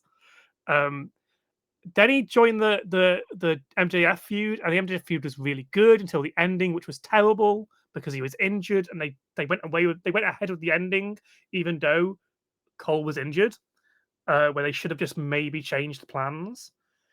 And then since then, his faction that he introduced didn't win anything. They were rubbish. They've kind of erased that bit of history, and now he's face again, kind of. And he's got a new version of the Undisputed Era, which is now Kyle O'Reilly, Roderick Strong, and Matt Taven. And they are the Undisputed Kingdom. And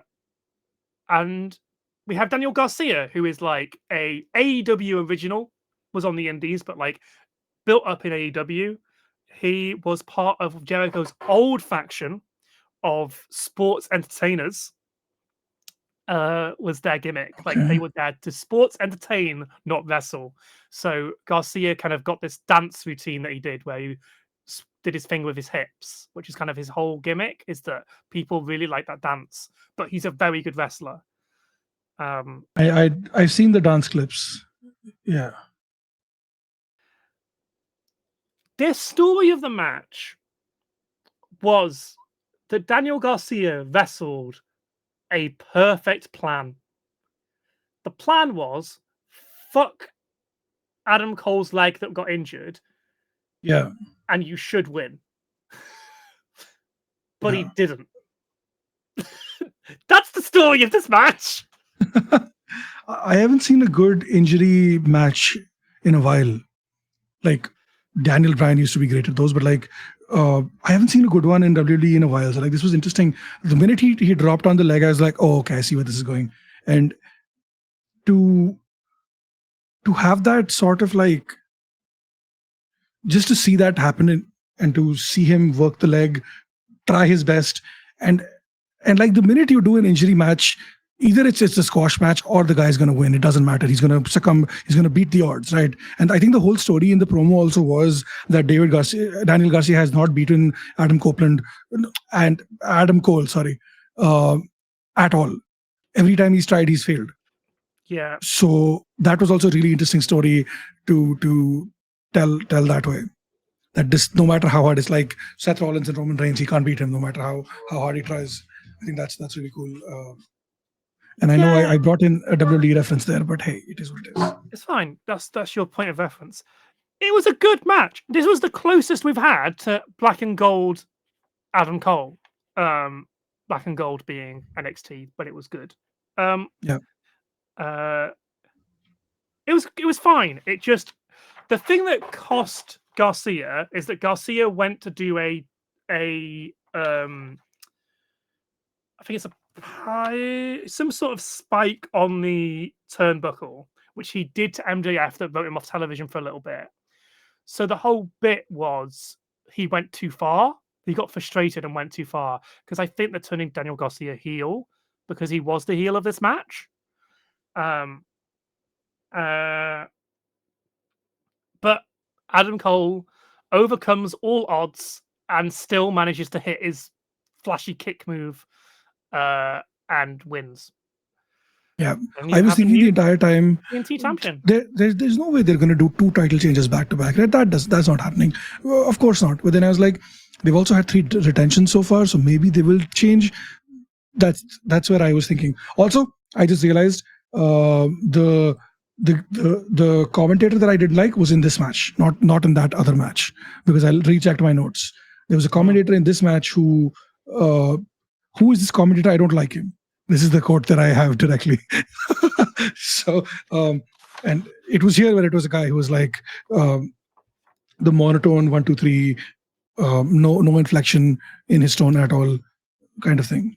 Also, do they not, like, I know WWE also has this problem, but like, I feel like we should have more variety in commentators. We should have more women commentating, because like, I feel like there's a nice breakup from hearing the same voices over and over. But give us something. AEW has only had 1 women's commentator, and that was in the first year of the Owen. They brought in Verda Scott, who's pretty good. I don't know why she didn't stick around. It's a bit of a shame, I feel. Mate, be happy that you're not in the Jericho era of commentary. Jericho used to be a lead commentator on Rampage or Collision, one of the 2. Oh, wow. It was a time. Yeah. Adam Cole came out dressed as Geralt from The Witcher. It's nice for him. He runs AEW Games, which is a gaming channel with AEW stars. Him and Evil Uno do a podcast about video games. Oh, it's like Up, Up, Down, Down? Or no? It's like Up, Up, Down, Down, but because Adam Cole used to be a big part of Up, Up, Down, Down. And obviously he can't anymore because he's in AEW. Speaking of Verda Scott, the next match is Kenny Omega versus Ricochet versus Speedball Mike Bailey, who is married to Verda Scott. AEW International Championship match. Is this your first Kenny Omega match? Yeah. It is. It was. And I was very surprised to see him because the last time I heard any Kenny Omega news was that he was injured or he was hurt and he was out indefinitely.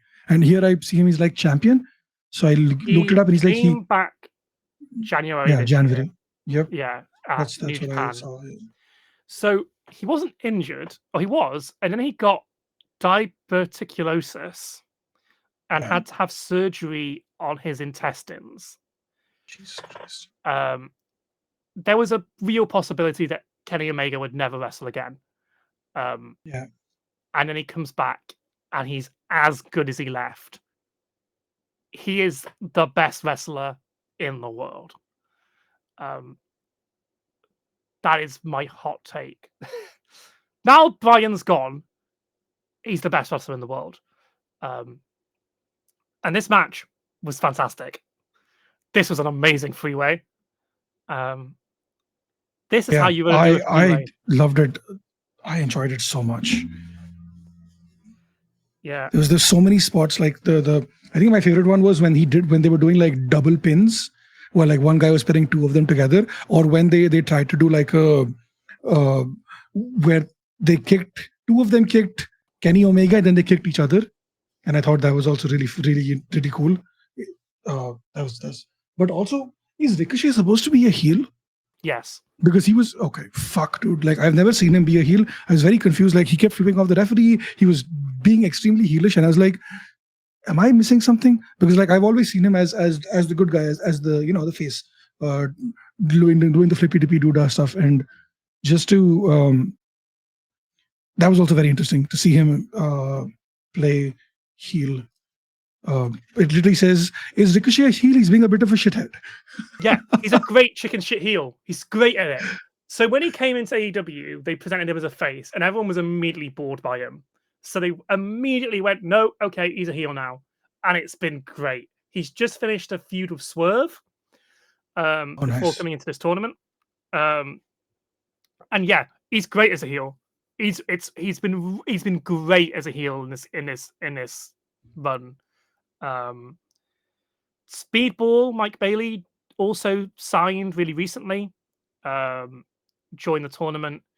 There was each match in the tournament was like a freeway, and the way that you got to this match was in the final. No, sorry, it was I can't remember if it was, but in the final it was a freeway, and both Ricochet and Speedball pinned the person in the match at the same time, which is how they both ended up in this match against Kenny. I love Speedball. Speedball's amazing. He's been killing it on the indies for years. Fun fact about Speedball Mike Bailey, which you wouldn't know from commentary, but his pronouns are he, they. Nice. That's a fun fact for you. Another fun fact about this match, Kenny Omega's new theme was created by Masayoshi Soken, who is the Final Fantasy composer for 14 and 15. And it does make him look like a video game boss when he comes out to that theme. It's brilliant. He looked like a beast. He was presented like a beast. I like just watching him watching all three of them, really, all the fucking weird ass spots. And I say weird ass with like the utmost awe, not like they were bad, but like weird ass and they were so fucking good. It was amazing. There was wrestling happening in the ring and outside the ring, and people were flying everywhere. This is what you've been missing out on, Steve. I really have. Yeah, this is what wrestling is. I'm sorry. No, you're right. Lots of bold chants for Ricochet. Yeah, the spot where they both slapped him on his head was very funny. Yeah. Okay, my favorite bit, and this is a really bad joke, and you're not going to get it. It's a joke someone on commentary said, the defying gravity. And I'm like, no, you can't do that. Gravity was in the previous match. That's 2 matches ago now, but yeah. Gravity is the name of the wrestler. It was funny to me. Yeah, no fair. Speedball got a visual pin on Kenny Omega. Like, because Ricochet pulled the referee out, but Yeah, there was definitely a 3 count. Kenny did kicked not out at move. Yeah, 3.5. Yeah. The story of this match is that Speedball kept on having the match won, and then would try and target the other guy, and it yeah, would get him in trouble. yeah. He Um, had Ricochet dead to rights, and he was like, "No, I'm going to go after Kenny as well." And yeah, I think that kind of, I don't know why, but like it felt like he wanted to pin Kenny, yeah. I think and pinning that Kenny fucked him. Omega is like he is the best wrestler in the world. He Yeah, is the pinnacle of wrestling. So you do want to pin over Kenny Omega, right? Um, fair. there was a great bit at the end of this match where Ricochet is so um, Speedball is buggered. His legs have been targeted all match because his kicks are the thing that he's great at. So they're standing in the middle of the ring and they are ready to do the kick from Karate Kid. Yeah, Ricochet is like, that's not gonna work. Turns to the camera and goes, what's he doing? and And immediately runs at just him eat shit. anyway. Yeah, and And then then, just eat shit immediately. oh, and there was an amazing bit where he went to the commentary desk, did a promo on commentary, and then Yeah, Speedball out of nowhere kicks his head off and almost kills Excalibur. there was so many cool moments like that. There was he did I think Speedball did a flip um, off the turnbuckle, no, off Yeah, the hardest part of the ring, whatever it's called, the ring mat apron. outside. Yeah, the apron, that thing. Yes, that. That was also really cool. It was a standing moonsault, I think, or Yeah, something. there was a That sequence was where they all did yeah, their big dives, yeah, and the Philadelphia crowd was so good that they started doing Kenny's Terminator chant before he was even in the ring doing it. So Kenny's suicide dive, they do the Terminator theme to it. That's what that da da da da da da da da da da da da. It's so good. It's my favorite thing. I love it so much. Um, yeah, but Kenny eventually wins with an avalanche one-winged angel off the top rope onto Ricochet. yeah, Um, yeah, Kenny's another nerd. He likes Final Fantasy. He is his finishing move is Sephiroth from Final Fantasy VII. Um, and then we get Rainmaker Okada comes out to face Kenny. So you might have heard about Omega versus Okada, but yeah, this was like the best feud of the previous decade. Every match they had was the highest rated match of the year. Um, so we're getting it again, but now they're older and everyone's scared it's not going to be as good. So Okada has the sorry, what belt does he have? He has the Continental Classic belt, the Continental Championship belt.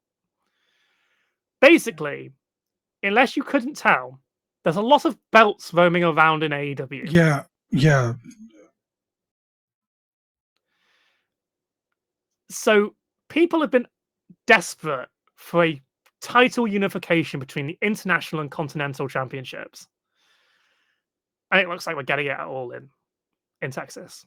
Okada versus Kenny Omega, the greatest feud of wrestling in the modern era, again. So Okada has he was the biggest star in New Japan, came over to AEW. He's been a lot. He's not been the bout machine he used to be. His whole gimmick is that he's a heel, and he just says the word bitch to people, and people go wild for it. Um, I saw him live against Claudio Castagnoli, and it was the greatest thing I've ever seen live. I was hooked. I couldn't get my eyes off it. It was the best. I never thought I'd get to see Okada wrestle live. He's New Japan's greatest star. Why would I ever get to see Okada wrestle? And then I got to see him in Cardiff. Crazy times. Wasn't much of a stare down. It seemed like maybe someone had ran over and they didn't really have time to do anything else. So Okada got in the ring and then Kenny immediately was like, nope, I'm out of here. Yeah. I think it the way that I saw it was that they're portraying it as Kenny being afraid because he's just come back from life-saving whatever, and he doesn't know if he can do it anymore. I think that is the story that I would tell if I was Tony, where it would be like he refuses the match, and like unless he's cornered into it, he's not going to do it,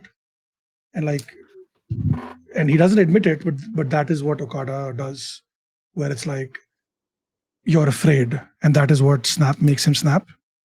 But like that should be a promo where it's like, and we lean into stereotypes with him where it's like you're afraid, bitch, because you said that's what he likes to say, and that make that the theme of the thing where he doesn't know if he can do it anymore, and beyond all odds he pulls it off.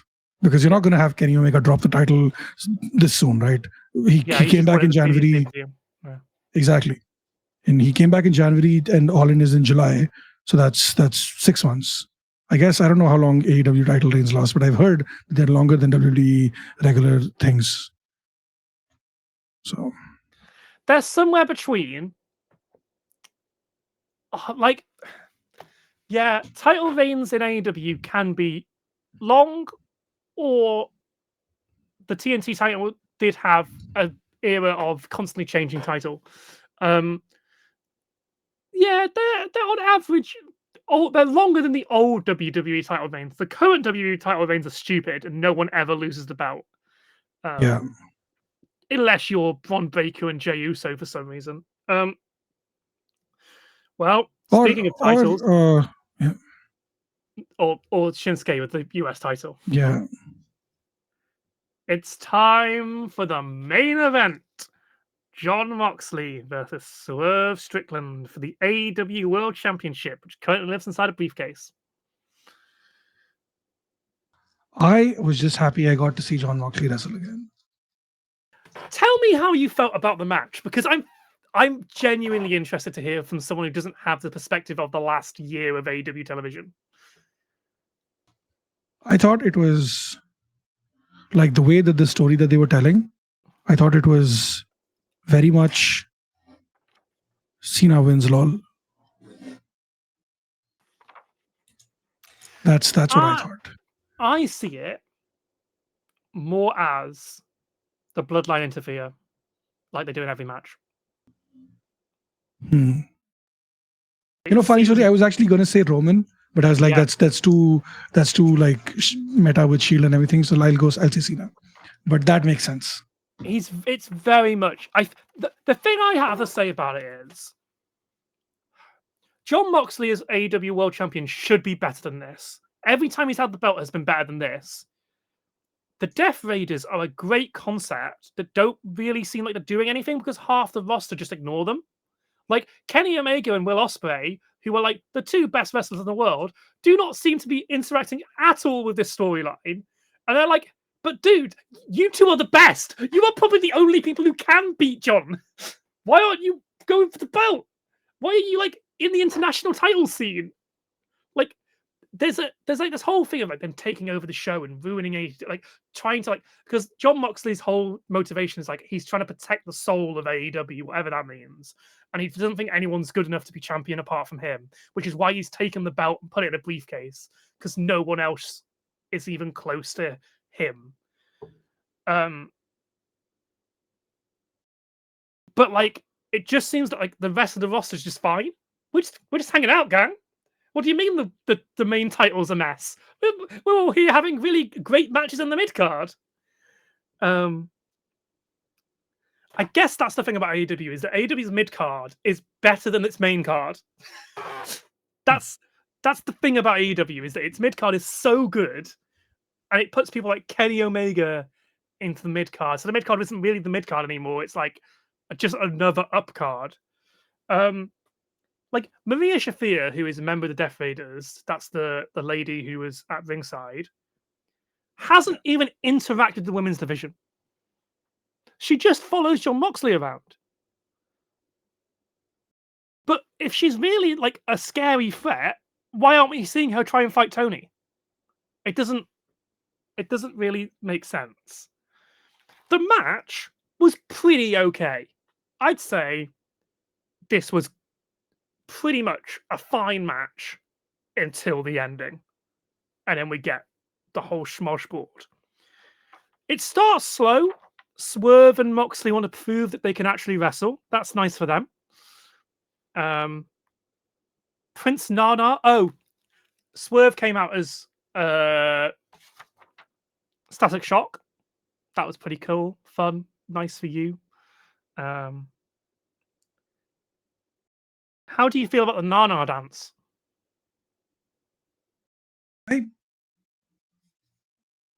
Mostly indifferent. Didn't really do anything for me. Yeah. I'm not sure I like it. When he first came in, he was a heel. Swerve came in as a heel. And Nana doing that dance and like coming to the ring with him kind of worked for the whole bit. And then now he's like this tweener. He's Steve Austin. That's Swerve is Steve Austin, basically. Okay. I just like the dance is over, the crowd love it, and everyone loves shouting whose house, Swerve's house. And Nana's great at doing that. I just struggle if he's coming into this title match for the soul of AEW, for the World Championship, and then Nana's dancing next to him. I'm like, I'm not sure this is working. In the Ricochet feud, there was a moment where it looked like Nana might turn on Swerve and join Ricochet. And I'm like, part of me's like, I think that's a more interesting world. Anyway, starts off slow, eventually kicks up a gear. The real problem with this match is that we know the ending can't come until Hangman Adam Page has appeared. So, context. Last year, Hangman Adam Page and Swerve Strickland had the feud of the year where, you know how like Drew McIntyre and CM Punk hate each other and that's their whole bit? Yeah. Well, CM Punk didn't burn down Drew's house. Hangman Adam Page burnt down Swerve Strickland's house. Jesus Christ. I remember seeing something about that. I think this past week I saw a clip. Yeah. So Swerve broke into Hangman's house and cut a promo on an empty cot.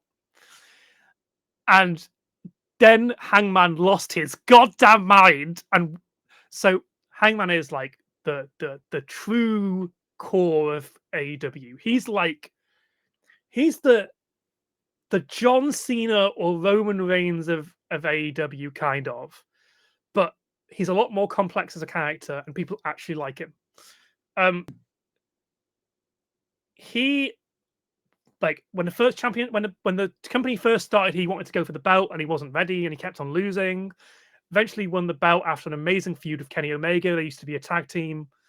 Wins the belt, wasn't a very good title reign, lost the belt, and then went back into his dark place because it's like he kept on going back to the bottle and like losing confidence in himself.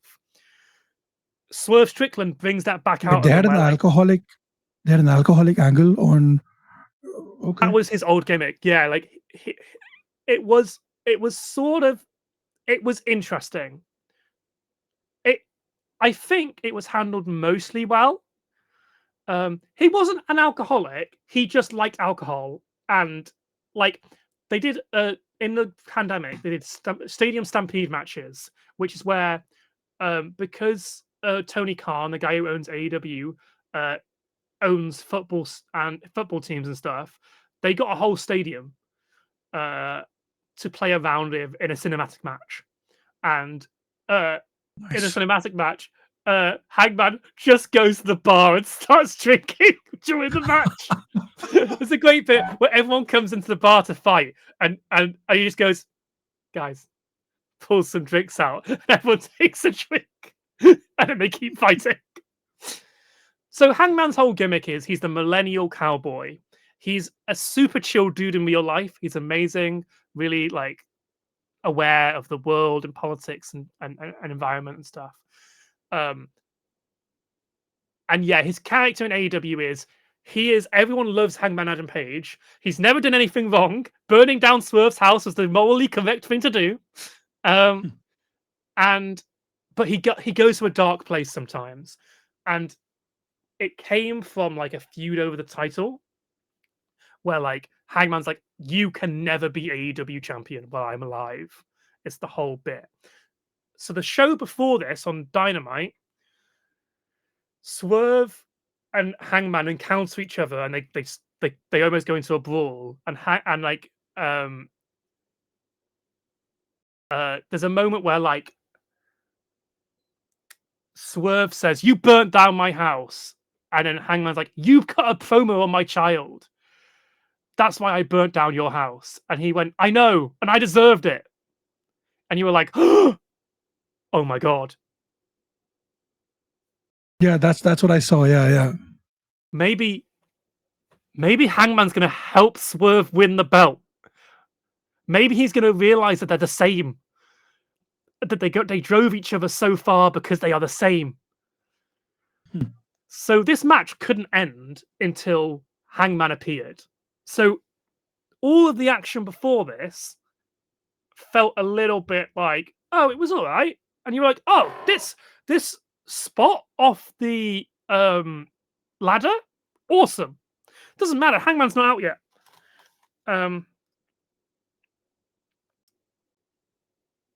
Hangman eventually shows up, looks at both of them, ready to do a buckshot lariat as his big move. Like looks at both of them, he's ready to do it, and then like the Death Raiders show up to mess with Hangman.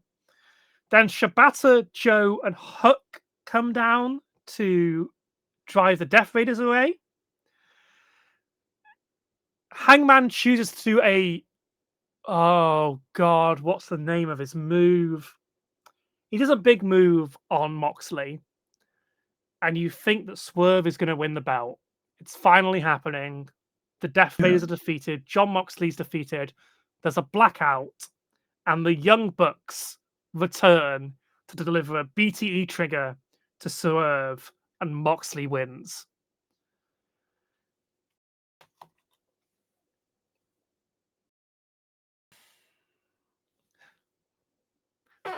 Okay, there's a few ways of looking at this. Oh, the Young Bucks are back. Oh, they ran away from the company because they were scared of the Death Raiders, and now they're back helping the Death Raiders? That doesn't make any sense. Or maybe they've got a really good justification, and we'll find out about it on Dynamite. And you want to watch more because you want to know why it all happened. However, no one fucking wanted this result. Everyone was ready for Swerve to be champion again.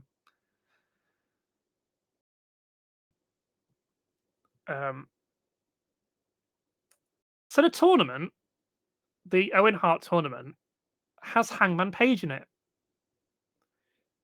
So the natural story was, of course, Swerve wins the belt here, Hangman wins the tournament, and they have a big fight at All In. That makes sense. That's a good story. Hangman finally helps Swerve win the belt. They've put their differences aside somewhat, even though there's all that tension still there. And then they get to have a massive fucking match. They are the two most over guys in AEW. Have them have a big match at the big show. Makes perfect sense. Flawless storytelling. But haven't they already? You said they had the feud of the year last year, right? Why would you want to rehash that this soon? Because the best because it's fucking good, and it's for the title this time because they never actually feuded. Like they had one match with Samoa Joe where like that's where Swerve won the belt last year at Dynasty. But like they never got to do a one-on-one match for the belt. That's how you do it. And because the character dynamics have changed, because they're not just mad at each other anymore. There's like a resentment, but like they understand each other. And that's such a much more interesting place to be to have a rematch. And because each match is better and better and better, it's okay to do rematches of the same match as long as the match is better and the story makes sense. Fair enough. Like they did with Andrade and name. Pablo Santos Escobar. Carmelo Hayes. Oh, Carmelo Hayes. Okay. Yeah, they did like a best of 7 thing earlier, late last year. We have lots of good series of matches in AEW. Like we love back and forths. See, for me, it was. I didn't know any of this backstory, right? For the main event. For me, it was like Jon Moxley fighting as a champion, a dominant champion who's using heel tactics to win. Random dude who's popping in. These guys who I've seen on TV sometimes who injured Tony Khan coming back to help him, furthering him as a dominant heel who's using as whatever he can to win. And I think that, for me, from that perspective, it is, you need a good bastardly heel to then be taken down by the good guys. You need a Roman Reigns, and I feel like he's the Roman Reigns of AEW right now, right? Which is, or it's weird to compare him to Roman because of all the history, but like he is, as from I don't know how long, but like every time I hear of Jon Moxley, he is the super over heel. That's who he is in AEW, right? When was the last time he was a face? His last title feud. He's been a face for most of his run. This is the first time he's gone heel. Okay, so when I heard of Jon Moxley with the Daniel Bryan stuff, that's when I was like, okay, so that is this run. Yeah. So that's it. This is what they're building him to be, right? He took out Daniel Bryan. His compatriots inadvertently helped take out Edge, even though he wasn't directly involved, and neither were they. But like they caused that, right? The big names are being felled by him, and then someone from the depths is going to come and take him out, right? I feel like Hangman should win the tournament, and he should lose to Moxley at All In. And then you run it back with Swerve and Hangman, and you do a triple threat match. I don't know. I feel like give him another 6 months.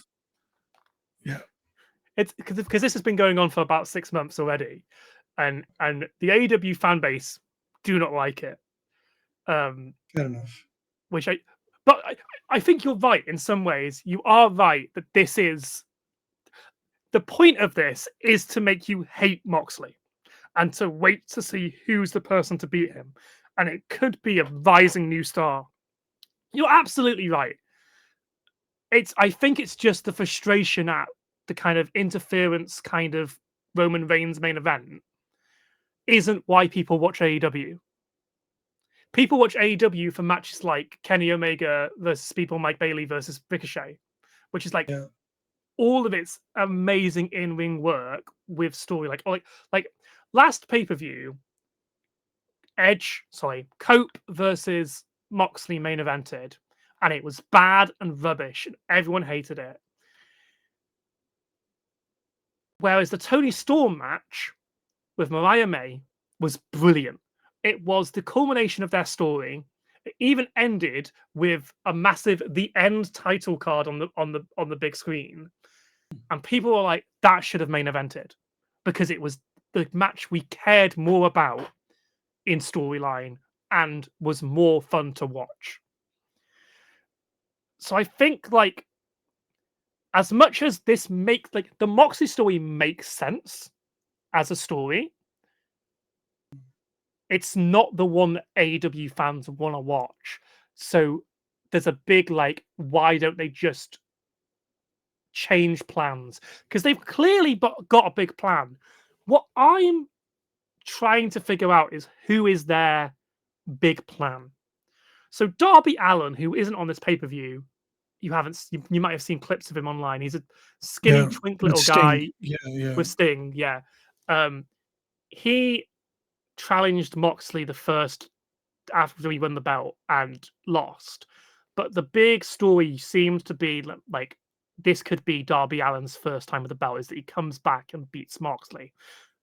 Darby Allin's currently climbing Everest. So that's going to take about 4 months. So maybe they're waiting till the end of the year to bring Darby Allin back and beat Jon Moxley.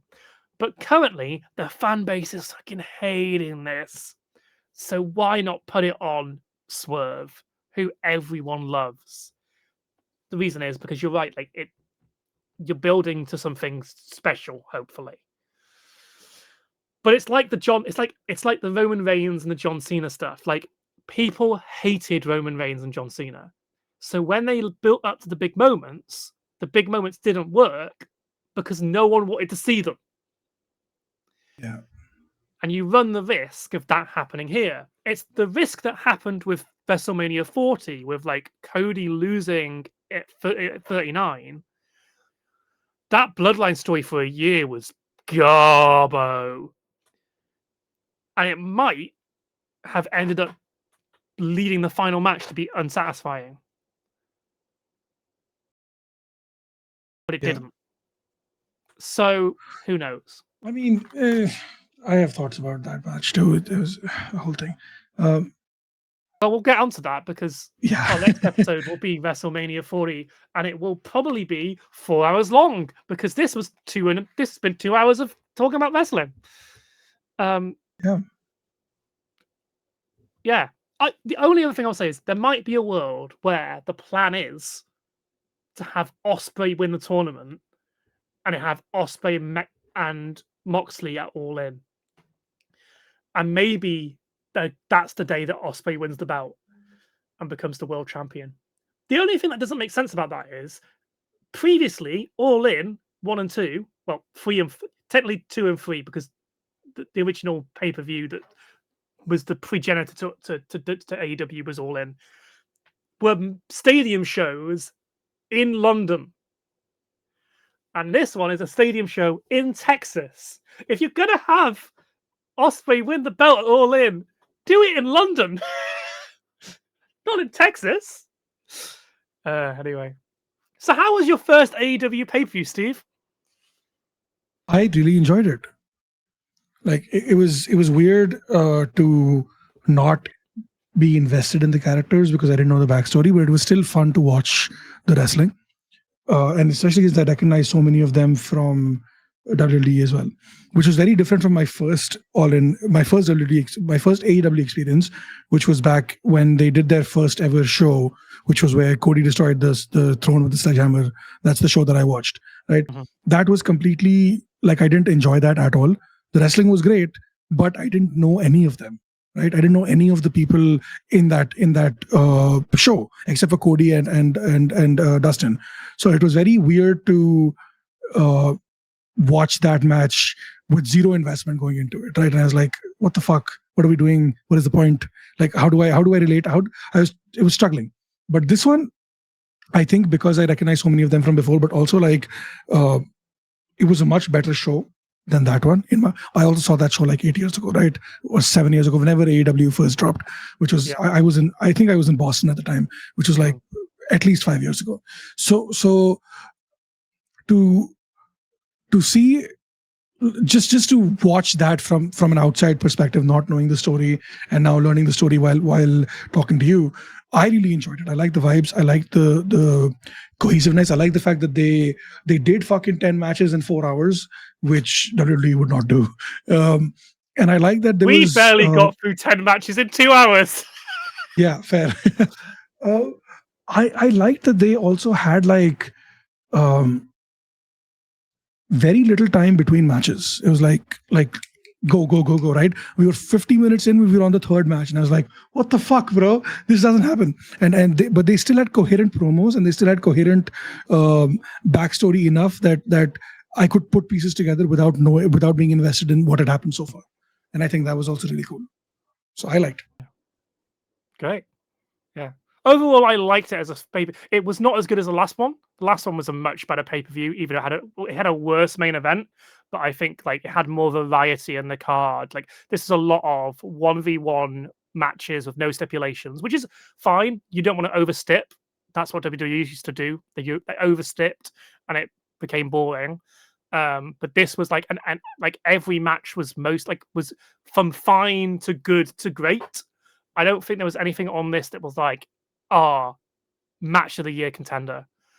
The closest to a match of the year contender is probably the Omega match, but I like his match against Takeshita at the last pay-per-view was so good that like this doesn't even come close. But like as a pay-per-view, there was story progression. That's something I can't stand about WWE's pay-per-views, is that so often nothing really happens. So you watch 5 matches and none of them are important. Where here, like, we had title changes, we had new stars rising, we had character progression from others that lead to further storylines on television.